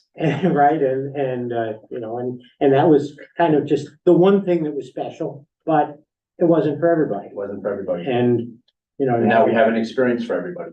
Right, and that's, I think, yeah. Yeah. That's kind of how I see it all connected, at least to this point. This is something that I wish was around when I was very engaging. But I also just wanted to add that I babysit a kindergartner, and let me tell you, she was so excited that she had her outfit picked out for her house day tomorrow. She was very excited. Yeah. Those are the anecdotal pieces that mean so much to us when we hear something that is not scripted or is not, it's just so nice to hear. Thank you for sharing. All right, so let's move on to the things that are happening at the middle school. We've got a great contingent of 5 talented leaders at the middle school to go through some exciting stuff. Go ahead, Michael. Yeah, so we want to, provide you with an update, an overview of how collaboration's unfolding at the middle school through some specifics, some anecdotes and generalizations, and making some connections. Can you go back one slide? So first, we want to start with the new opportunities this year at the middle school. Obviously, on the top of our list are co-taught classes. First of which is the PE health combination. And we call that class Fitness and Wellness, keeping with our strategic plan to promote well-being and create a culture of wellness that helps students see the connections between different fields.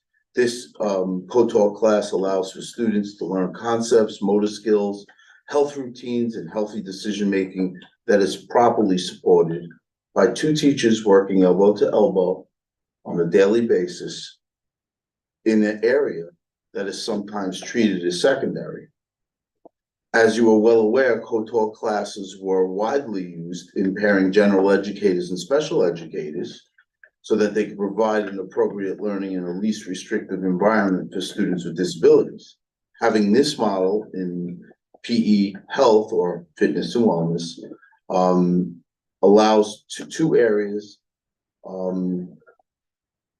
or these 2 areas, to improve the student's experience in a way that these areas that are very similar, have many connections, are not broken down into a silo that has kept these areas apart for far too long. Our second example of that would be innovation and design. This is another co-taught area in the 6th grade, and every 6th grader will have this year. And this is an ever-changing model in terms of instruction, in terms of the setting.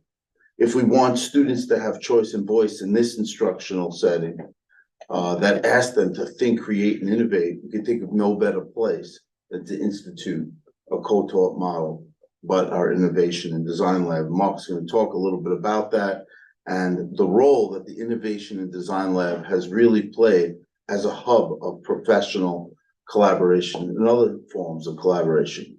The results: more students have choice across learning in areas that we would collectively call STEAM D. Take a look at the Indy website and the choices that our students have in terms of what they learn and how they learn it, and you'll discern that this was a good decision.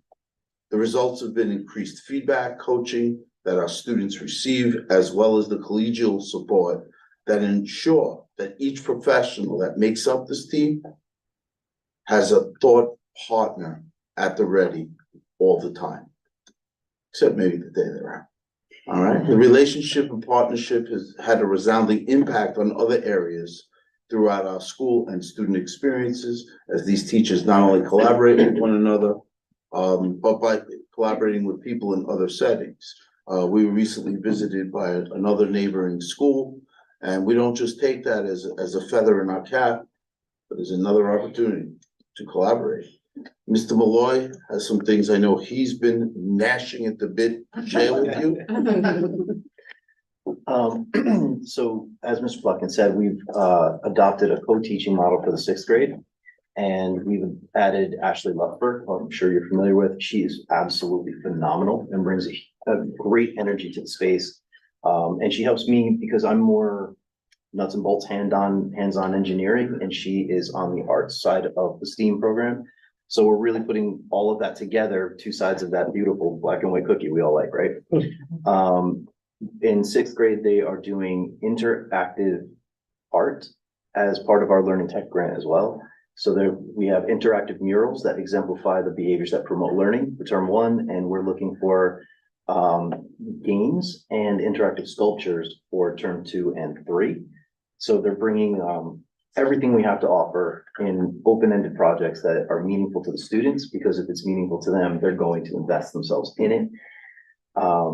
And our program, the goal really of our program is to answer the question, why am I learning this? To make it real, to make it come alive. I see not just in our classroom, we have our own set of skills and things that we develop for our students in our classroom, but we're really like the mortar for the bricks or the hub for the spokes of the wheel, where you try to be the thing that connects all the other, to breach those silos and really just kind of connect all of it to become a more universal picture. To that end, we do our best to collaborate with teachers, to push in, to pull out, to break classes up, to share, pull pockets of students, and support in any way that we can, which is only getting easier now that we have Ms. Lupfer with us, because we can hit more grade levels in more areas and in more directions. So if it's a sciencey kind of thing, I'll dive more into that. And if it's, she's doing something, I forget, but with English right now, she's doing, the animated superheroes in English. They're developing character traits of superheroes, but then she found this great program that lets you actually animate your drawings and make them dance and move. It's amazing. Different backgrounds. Yeah, it's so cool. Love it. So it's an enormous undertaking to try to connect every aspect of learning and making it practically, to practically apply it and make it real and meaningful to the best of our ability. This year, I gotta say, I'm so excited because some of my students are currently making some things that we're gonna pitch to companies. We have, I'm starting to connect with Steve Madden and Nike and Under Armour, because their projects are getting off the ground from projects to prototypes in reality, and it's phenomenal. So I'm very proud about that.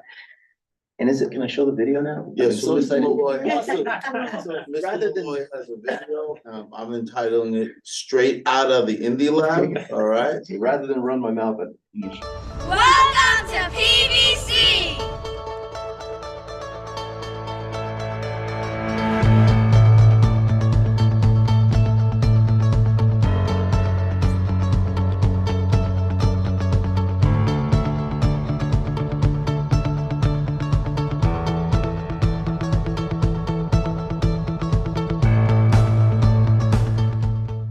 What collaborative teaching and learning looks like at PVC Middle School will blow you away.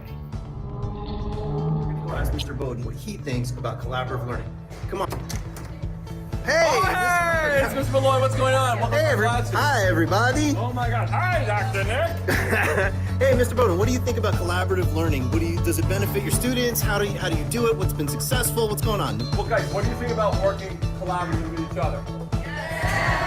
I think it's great when teachers get together and they find out what gets these kids motivated, other opportunities, they can see what other people do in their classrooms. Here, like Mr. Malloy does a lot of project work here. I do a lot of field study work. and I think it's a good thing. Outstanding. Thank you. As a special education teacher, I value collaborative teaching. We think about the models of co-teaching, and one of them is parallel teaching, where we kind of divide and conquer, and we're able to split students into smaller groups and heterogeneous and homogeneous groups, which allows us to work with all students, not just students who have a disability or have an IEP or get accommodations, but actually get to know all of them. And then we rotate through those groups so that we have access to all students, but we get to work together. Hi, I'm Miss Chandran. Welcome to the PVC. Thanks for being great grade for 2022. It's gonna be a great one. We've got an awesome lineup of amazing floats coming, don't you think? I can't wait. Awesome. Take it back to you guys.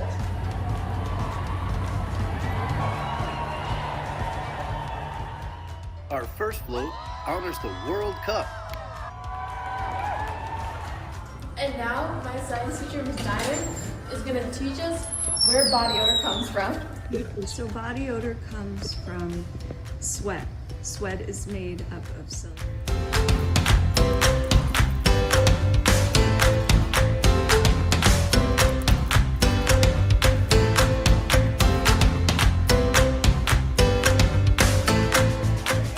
Mr. Gallagher, candid shot off the top of your head. How has collaborative teaching benefited you and your students? I steal really good lessons from people I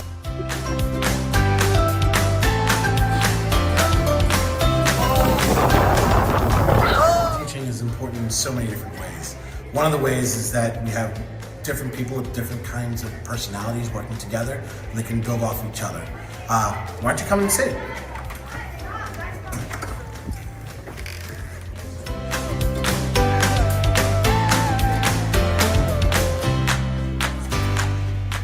Collaborative teaching at PVC, and what are the benefits, if any? Is it something that you really work towards and prefer to do? Does it benefit your students? Go! I love collaborative teaching. It gives me great ideas for how to reach my students.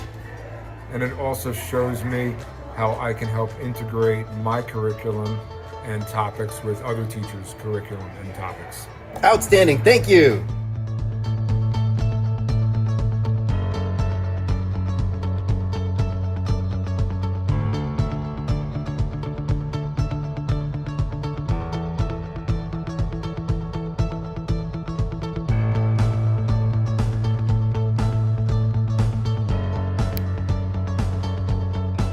Written and illustrated by Giovanni Hunter.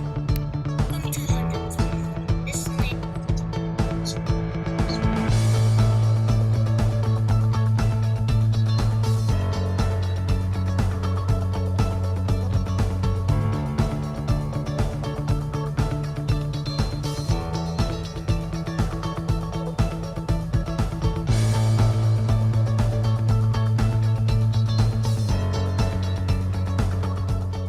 I'm here with Scarlett, Fiona, and Zoe, and we're talking about collaborative teaching and what they like about it at PVC.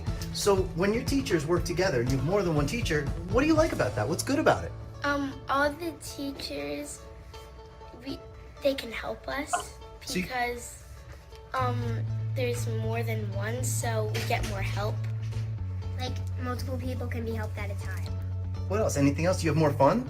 Yeah. Do you feel like learning is easier for you? You can get Yeah. going faster? Awesome. Thank you so much for your help. You're welcome. Bye-bye.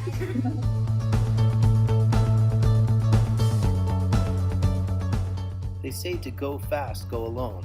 But if you want to go far, go together. More friends, more fun, better learning.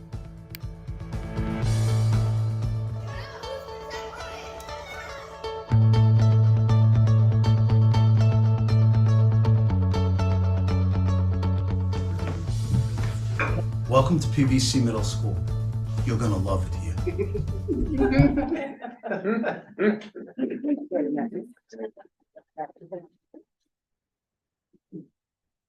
Continue up, I think we want to just touch a little bit upon two other things under this slide and then move on and sum up everything. So clearly no shortage of fun at PVC. And right along those lines are our passion projects, which we've talked a lot about and are kind of endeavoring in this kind of new opportunity for students this year. So we're super excited. Obviously, we're still in those fledgling stages, but we have projects, teamwork, vision all in place to address real world problems that students are really expanding on their autonomy. We're increasing their agency and their engagement and doing things that they feel passionate about. John and Steve were over last week and had an opportunity to connect, right, a group of students with Mr. Tom and said, hey, you guys really need to reach out and talk to him about badminton. Because that was something that they were pursuing, or literally we watched a student step out of the room and excuse herself to take a call, right, with their, horse stables. And some really awesome things are happening, and students are working collaboratively together with other students, but they're also working collaboratively with teachers, with coaches, with consultants, with their, horseback riding instructors. And it's transcending all of our grade levels, all of our subject areas, and truly working outside of the silos and really, the confines of what we thought as traditional education. So we're super excited about that. And then lastly, I think in terms of a new opportunity for some of our middle schoolers, we've created, I guess what's really become affinity groups for newcomers, new to our, not just new to PVC, but new to our community and new to our country. And so we've created these safe kind of collaborative environments where Ms. Bonilla, one of our counselors, Mr. Santiago, one of our teachers, are coming together to support students with varying needs, right, in their native language often, and really created this trust-rich environment where students can continue to acclimate and collaborate with each other, with the counselor, with the teacher, and with their teachers. So I think overall that's been pretty positive, and we're excited about what's still to come. Next slide, please, Joe. We really want to give people a good idea of how collaboration flows. It's hard to talk about just professional collaboration without seeing the results in other areas and how those feed into one another. So Nicole, I know you wanted to speak about teacher to teacher collaboration first. Yeah, and I think a lot of that really just stems off of what Erica and Jenny were talking about earlier, with intervisitations, of course, and interdisciplinary and transdisciplinary learning experiences. But aside from some of the examples that we previously mentioned, really our teachers are involved in strengthening their work, really working towards creating some robust learning experiences and servicing, students together. So we've got world language teachers, different languages, right, collaborating, and some of the same. Indie and sixth grade projects are going all over the place. We got a lot of things going on there. But fifth and sixth grade working on their classroom redesigns, and thank you to Chef for making that happen. Library and media specialists working with lots of different subject areas for research, especially, and our ELA teachers. But lots of interdisciplinary and transdisciplinary learning experiences there. And so we're seeing teachers, counselors, all of our staff really co-teaching, planning, and mentoring each other, which I think is a big part of that, to create lessons, to create units, and really just meet students where they're at, and really to kind of hone in on some individual needs, which is always exciting and really the real work that we do. So I think that's a big piece. I think for us to creating plans that assess students in some authentic ways are huge, and that obviously goes into our future focus work and our behaviors that promote learning and our standards-based report card revisions that we've been working on. The Critical Friends group at PVC is awesome, and that really stemmed from a teacher passion project from last year. So just another way that teachers are collaborating with other teachers. Obviously all the APPR stuff that Laura spoke about earlier, especially for the peer observation numbers. I think we're excited about that. And our learning walks. I think we spent a good deal of time, even this week alone, in learning walks where different grade levels, different teams are going in to see other classes and other lessons in the works, with the lens of like professional development. So how do I get better? What can I walk away with? What can I tap into? And I think that's a big piece. And I think Catherine Ellingston's always a great model for collaboration with, as our E&L teacher, with our general educators, working on, translations and strategies and parent outreach and co-teaching. So we're really just working, I think, together, teacher to teacher, to really elevate our student experience. And I think, we're in a good shape. I also mentioned something in my board report about how, because of that teacher to teacher collaboration, some of our newcomers were elevated in status because of their experience during Hispanic Heritage Month. But the other thing is, I want to make a connection here between what Neil asked these two professionals sitting to my left. You asked them about how new teachers feel about this. And I think one of the things I'm getting from the learning walks is that our colleagues are not afraid to have people in. In fact, they're taking it as a celebration and a recognition of their work. Imagine planning the best lesson and only the kids get to see it. Now you have 8 adults in the classroom and they're wowed by the intricacies of that lesson. And what that tells me, Neil, is that we're supplanting fear, which is a common thing in education. The fear that someone might see this and judge this, we're supplanting that fear by a more supportive and risk-taking environment. And I think coming into a new school, that's really an awesome thing to be encountering and also to be growing into. That's an environment that grows people. And it grows people in their practice, but also in their human spirit. So I'll leave that on that side of the table for you. You're welcome. Just to finish this category up, we also see student-teacher collaboration. Obviously, you could see that in Mark's video, working side by side, step by step. We see that also in our club setting, newspaper club, social action club, peer mediation, and throughout the school. But I really want to speak to something that can easily be overlooked. I think it's really clear how the teacher-to-teacher piece is working. I think it's really clear how student-to-student's working and student-to-teacher. I think I don't want to leave out school to community, and I want our community to hear this. One of the most valued of these 4 categories is this collaboration with our community. Those people that are not members of our faculty or staff, but have influence on how we help students access the world beyond the school walls and enhance the experience of our faculty and students. Without considering this group, this relationship, we cannot fully understand the importance of the nature of collaboration at PVC. Obviously, just going to name a few, it's not an exhaustive list, but we have Croton Caring, local religious organizations, My Sister's Place, Hope Store, NAMI, Meditation Lab, Northern Westchester Health Services. And one of the most, strongest collaborative relationships is with our food service people at Aramon. Nicole and I both facilitate professional forums, Harley AP, me, the principals group, for the regional groups through BOCES.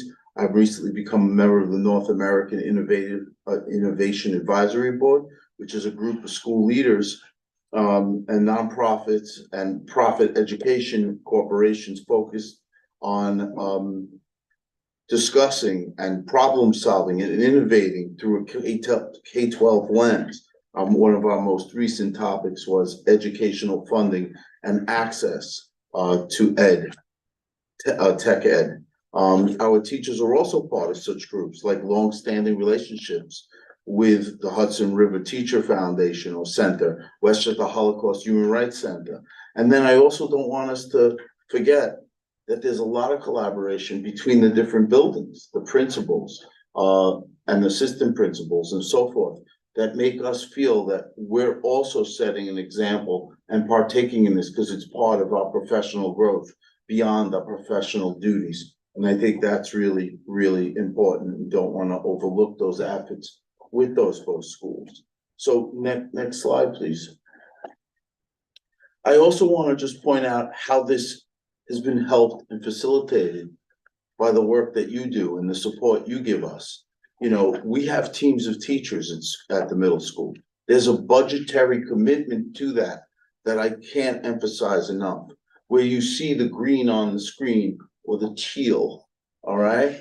That is time that teachers have to work together so that our schedule is not contained to 42-minute blocks where the learning has to end there. And sorry, it's time to clean up, where teams are able to make determinations of how to best use the time to support problem-based and project-based learning and address real-world problems in a trans and interdisciplinary approach.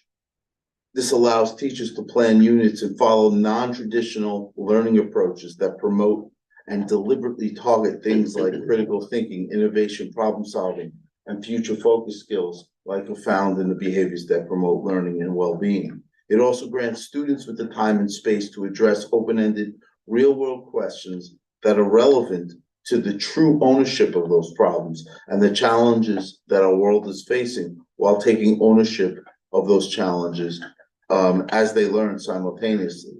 With universal team time also built into here in the daily schedule, teachers can not only plan together how best to use these times, but can execute learning in a manner in which they are side by side.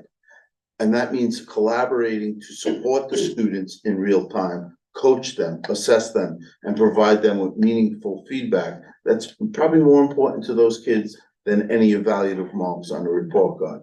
Teachers have also been observed frequently monitoring the learning unfolding, support students in this environment, and provide appropriate check-ins and independence is needed for every learner to grow and find success. You could see some of those examples in Mark's video. Obviously, I have a lot to say about that, but I'll just give you a few, whether it be the Change Project, the Food Waste Project, Zoological Redesign Project, Land Use and Acquisition Project, Impact on the Americas, redesign of the classroom space and usage, all tied to curriculum, standards, and the behavior that promotes learning.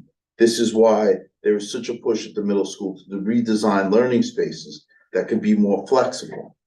While we have recruited even student input into that, and as Nicole said before, Chef has supported that effort as well. Flexible space is essential to collaboration, fostering curiosity and passion, and the success of future-focused learning. And that's the PVC take, and I'm sticking with it.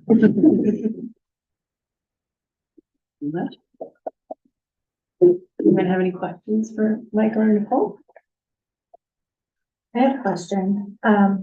It's interesting and exciting to hear about these affinity groups, and I'm wondering if you could tell us a little bit more about them, whether they include students from different grades, and then sort of how and where do they meet? Great. So we found them a classroom. There are students from different grades that meet together. I actually think, kind of unintentionally, but now that I think about it, they're meeting kind of gender specific groups too. It kind of splintered off in that way. So we had a group, particularly of newcomer boys who were working together in a couple different spots, and we said, hey, we'll come together. They work with Mr. Santiago, who also speaks Spanish, and so they had a male role model who speaks, the language they're most comfortable with, and so that's really just, again, it was very organic, and it kind of, just blossomed in September, and it was something that we were really excited about. It seems to be working really well, and we're like, we need to do this more often. So something I think we're going to focus on moving forward for sure. But is it sort of like, does it happen like as like part of their day, or part of flex rotations? Okay. So 2 out of the 6-day cycle. They're meeting for 3. Great.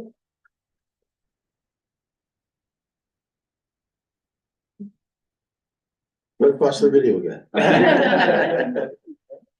Let's move on. Thank you. Development of interdisciplinary courses at the high school. Great, thank you. So we're very excited to tell you about how our interdisciplinary courses are developing and where we are and where we hope to be. So if we go to the next slide. First, I wanted to show you the classes that we have planned for the 24-25 school year. These are interdisciplinary co-taught classes. So there will be 2 teachers in the classroom. And I'll take you through the process of how we landed on these, but for next year, we have an English and science class that's going to be paired, and it's a bioethics course. And this course is going to be for 11th and 12th grade students. And a little snippet from their course description is still in draft form, is that students will also stay updated on current bioethics news and emerging technologies in healthcare and biotechnology, and study such topics as genetic modification, AI, and organ farming. Course readings may include texts such as The Immortal Life of Henrietta Lacks, Frankenstein, the Daughter of Dr. Moreau, Clara and the Sun, A Brave New World, in addition to scientific case studies, essays, and short stories. So that's a piece of what bioethics will look like. The one on the bottom is actually 2 different courses. There's a history through literature course, which is merging English and history. And that course name is actually a special class, 11th grade special class taught by two of our special education teachers. And that will be merging together the 11th grade curriculum. So that particular course, the special course, is they're focusing on developing an understanding of our nation's social, political, and economic history through the use of American literature and nonfiction texts. They plan to read different works, including The Crucible and so that will be for a select group of students in 11th grade. But we also have our 9th grade mainstream humanities class, which is yet to be named. They may come up with something different besides humanities, but this is actually an extension of one of our current teams. Right now, we have teams of social studies and English teachers in 9th grade who, while they are not teaching in the same classroom, at the same time, they are collaborating with each other on common projects or themes. So there's a team of teachers who have decided that they are going to pursue an interdisciplinary course for next year. And they've already started some of those overlapping projects which will continue next year. The last one up there on the top right is our math science. This is the one that has been through a number of ideas and combinations. It's been a little bit more difficult to nail down. It's been a real team effort. And once the teachers are determined, we'll be able to really come up with a more specific curriculum. But right now, the idea is that we're going to incorporate Algebra 1 and a general science credit that would focus on physical sciences and would include some of the engineering concepts that we currently have here at the high school. So that would be a STEM course. So if you go to the next slide, please. This is where we got to where we are and where we hope to be. So last year, we had an open invitation to all teachers who were interested in learning more about the idea of having an interdisciplinary course to come and have an idea exchange, an informational session. And the whole purpose of that was these courses are driven by teacher passion. They're teacher generated. It wasn't, this is the course that we want to have, and these are the people who are going to teach it. We got the people in the room who were interested, and they talked to each other, and they came up with these courses for this year. Based on that, we ended up, as people started to talk and figured out what they were interested in, we landed on 4 pairs of educators who used summer curriculum time to start to develop these curriculums. And they really started to focus on the broader questions. So they laid out, many of them, they laid out what are the important skills, what is the content of our courses, and where do we see the overlap in those courses. And they found that a lot of them centered on essential questions, whether they were going to teach history chronologically or pull it out and talk about specific themes and how they related. Most of them landed on talking about these larger questions. So that happened over the summer. When we returned here in the fall during the superintendent's conference days, when we first came back, we had a meeting of all of those teams just to update each other and ask what they needed. And the 2 big things, they needed time, right? This takes a lot of time to work with each other to design these courses.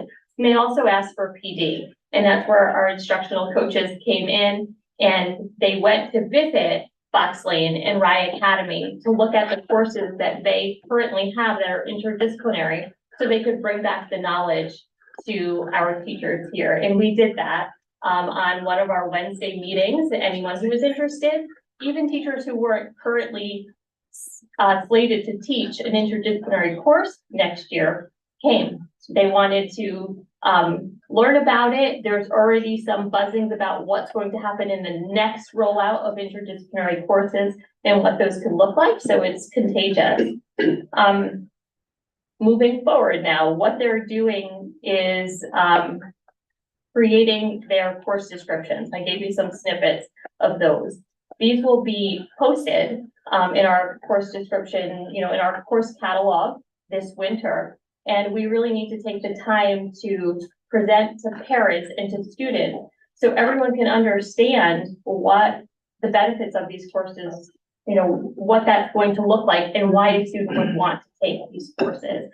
And as we see, the state is continuing to redefine what the graduation requirements are. We even saw that this week.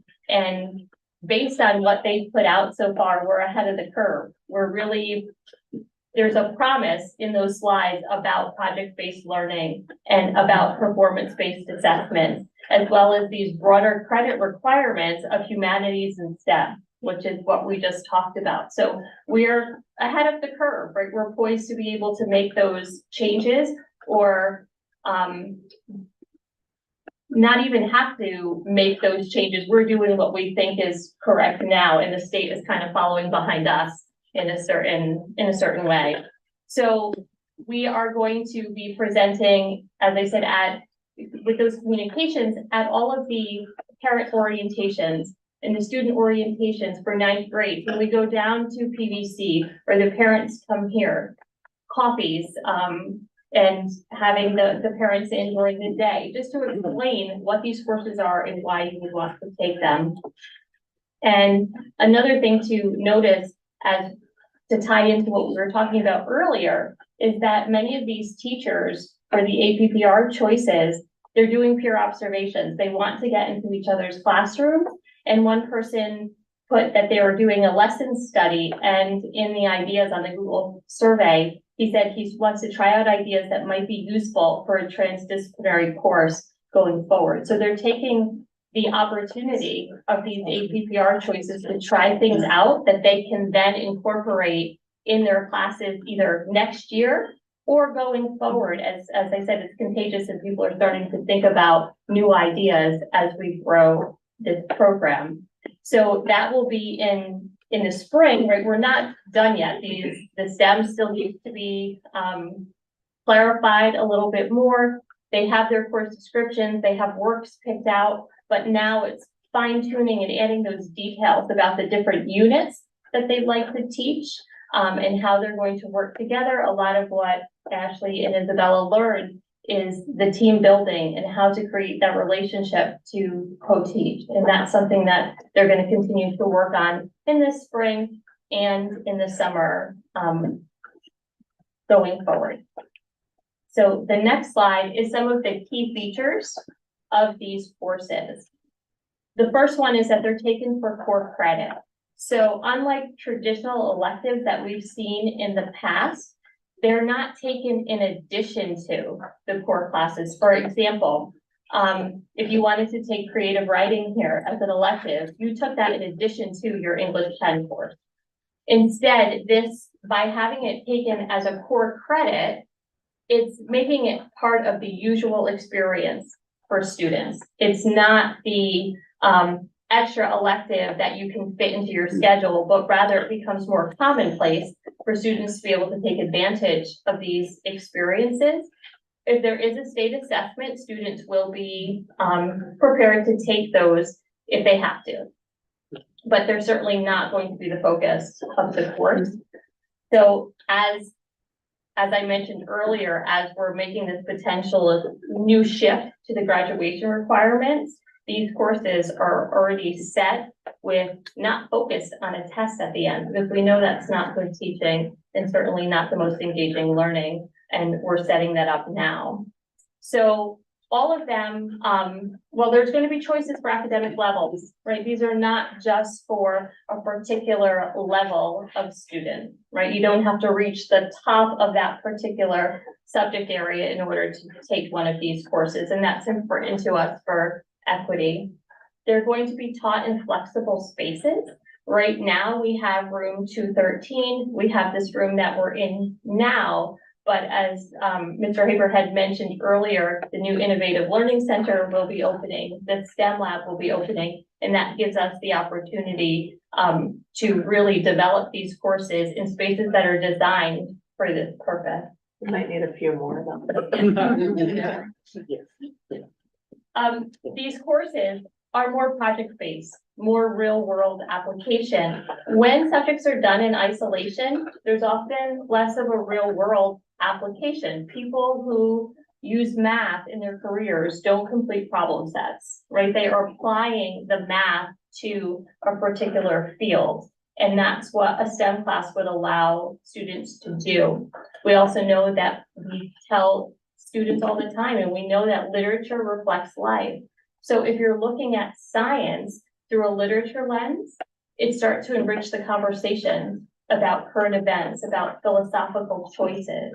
It's connecting to those essential questions. And that brings us to the next point is, as I mentioned earlier, most of these teachers are landing on the idea of centering these courses and their units around essential questions. For example, what sacrifices are we willing to make for the betterment of the human race? To what extent have American ideals been realized by all of its people?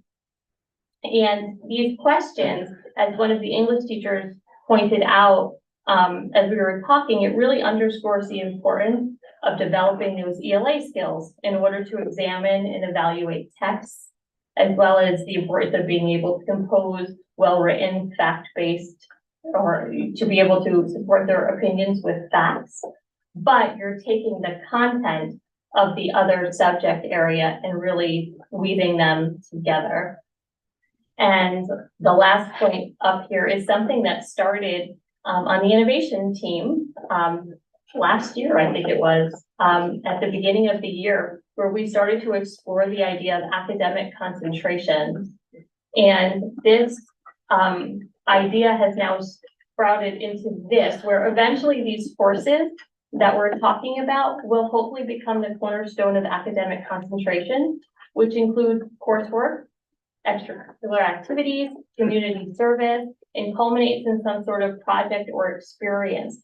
So that way students are seeing the connections and they can explore their passions, they can explore the areas that they're really interested in, and to be able to tie that together to the real world. If I'm interested in healthcare or in biology, and I'm now able to take an English course that also combines those together, and I can do my community service at the local hospital when we have the community fair and they're set up and they can kind of be drawn to the areas where they're most interested, they're able to put all of those things together and really understand how they're a real world application and how all those puzzle pieces fit. And then the next slide is about how our master schedule needs to be reworked a little bit. So we're working on piloting several courses next year, which should work fine and will work fine with the existing schedule by basically taking 2 periods as a block.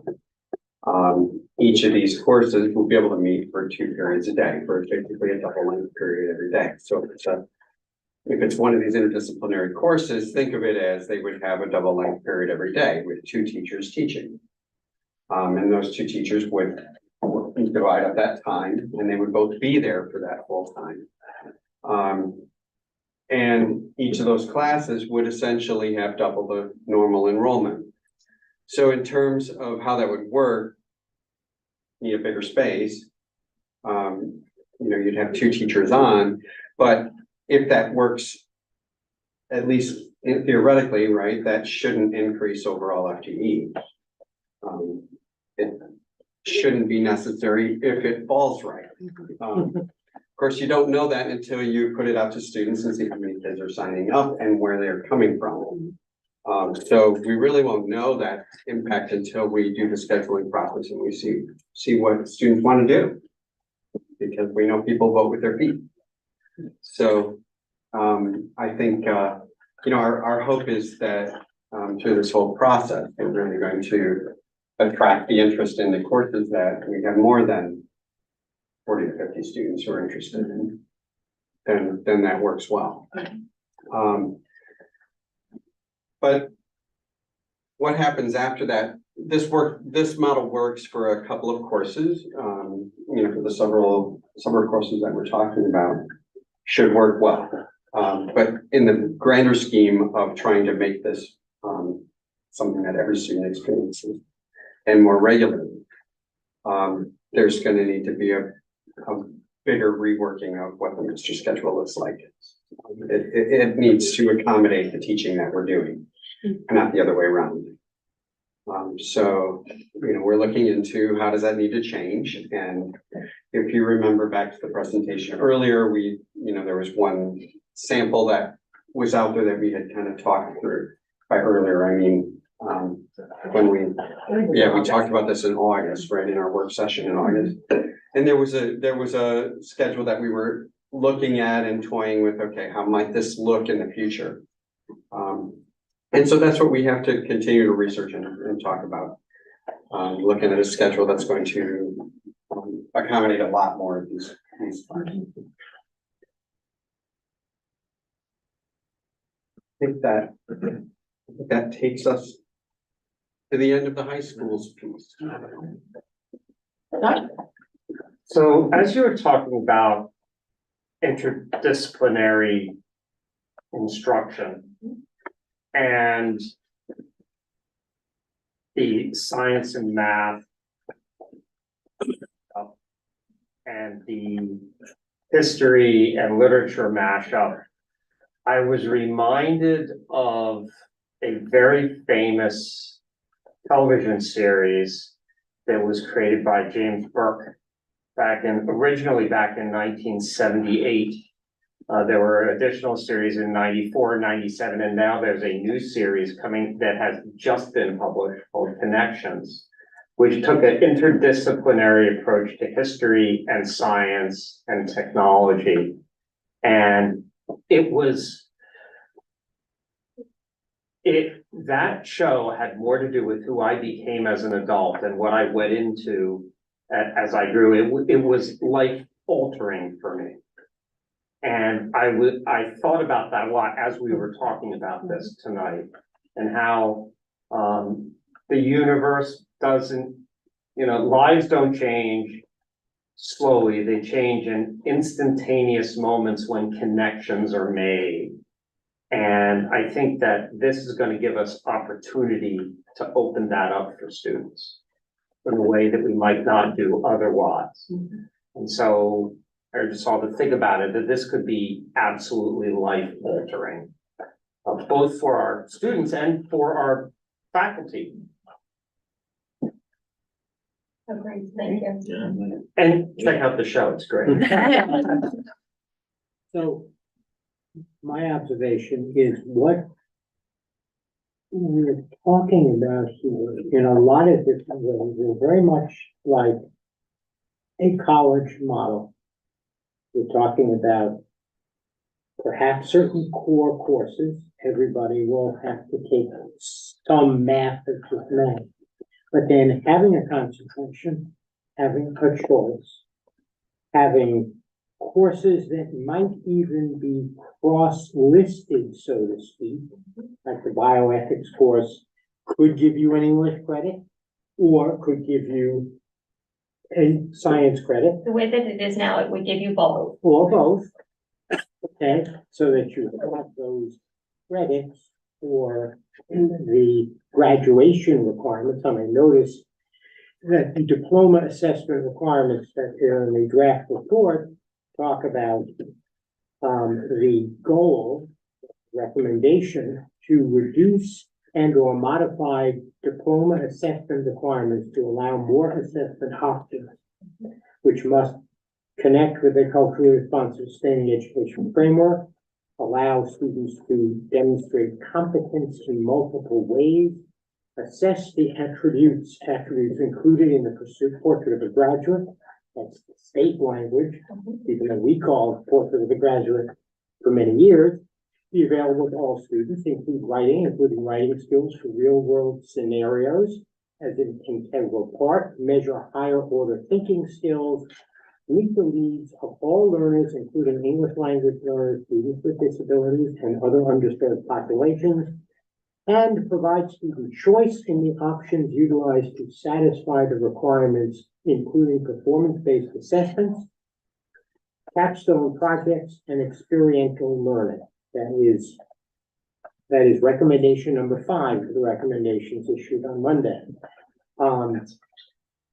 What I am hopeful is that our, and I don't know if that was looked at by the regions when they, talked about this, the Blue Ribbon Commission, can be in essence aligned with what we see coming, so that our students are not disadvantaged because we're not giving them, quite frankly, I'd like to be a Regents optional district completely.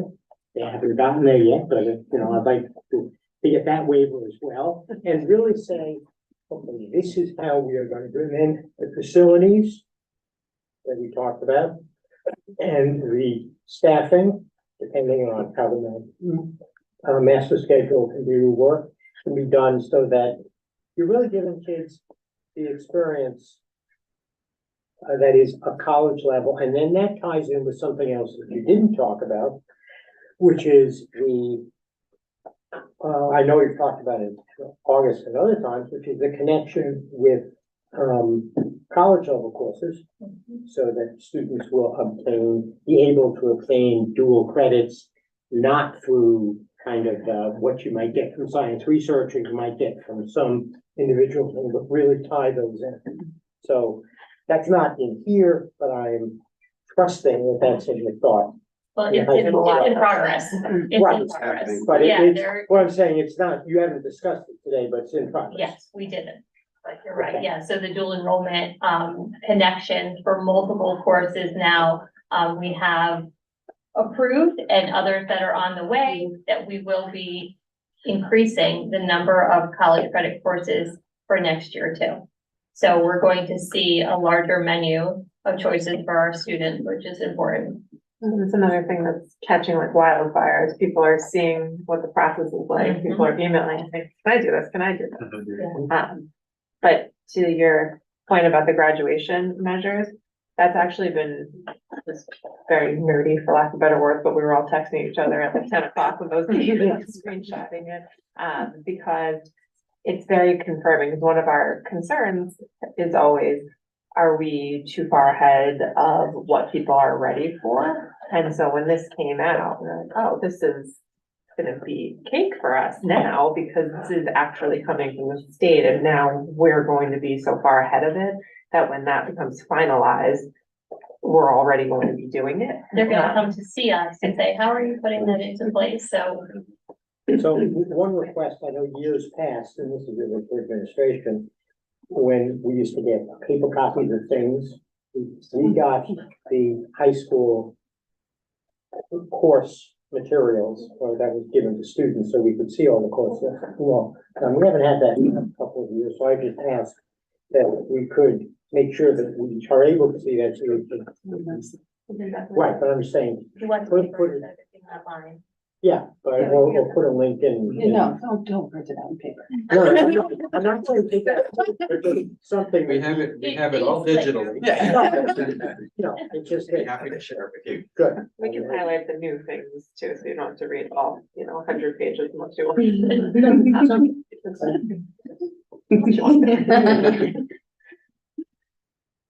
Other questions? My final comment is just on how visionary all of this is, because I could see even like Mr. Malloy's class and implementing that and taking those projects to the same point that you're taking them to in coursework. It's just the layering of it is really well orchestrated. And lining up with what's happening in the state and being on the forefront of that. It's really, I'm just in awe of what you guys are doing, so. Thank you for what you're doing for our students and our staff, and our teachers, making it fun for everyone. Thank you. Very well said, Anna. I think I just want to thank everyone, all of you, for coming tonight and for sharing with us. It's really interesting to see the way all of these things layer together. And just a credit to our administration for really fostering an environment that provides the support and provides the space for our teachers and our staff to feel like they can take these risks and try these new things. Just the showing the numbers for the APPR variance was just, it's so exciting to see, because good or bad, right? The observations are sort of a known entity. So it's like, there's a comfort in just going along with what you've always done. And the fact that so many people are willing and ready to take that step forward is really just super exciting to see. So really kudos to all of you in this room for doing that and for helping create an environment where we can continue to further that, foster that. If no one else has anything else, recommended action that the Board of Education adjourn at 9:48 p.m. So moved. Second. All right, all in favor? Aye. Oppose, abstain, motion carried. Thank you all Way to very, go. very much.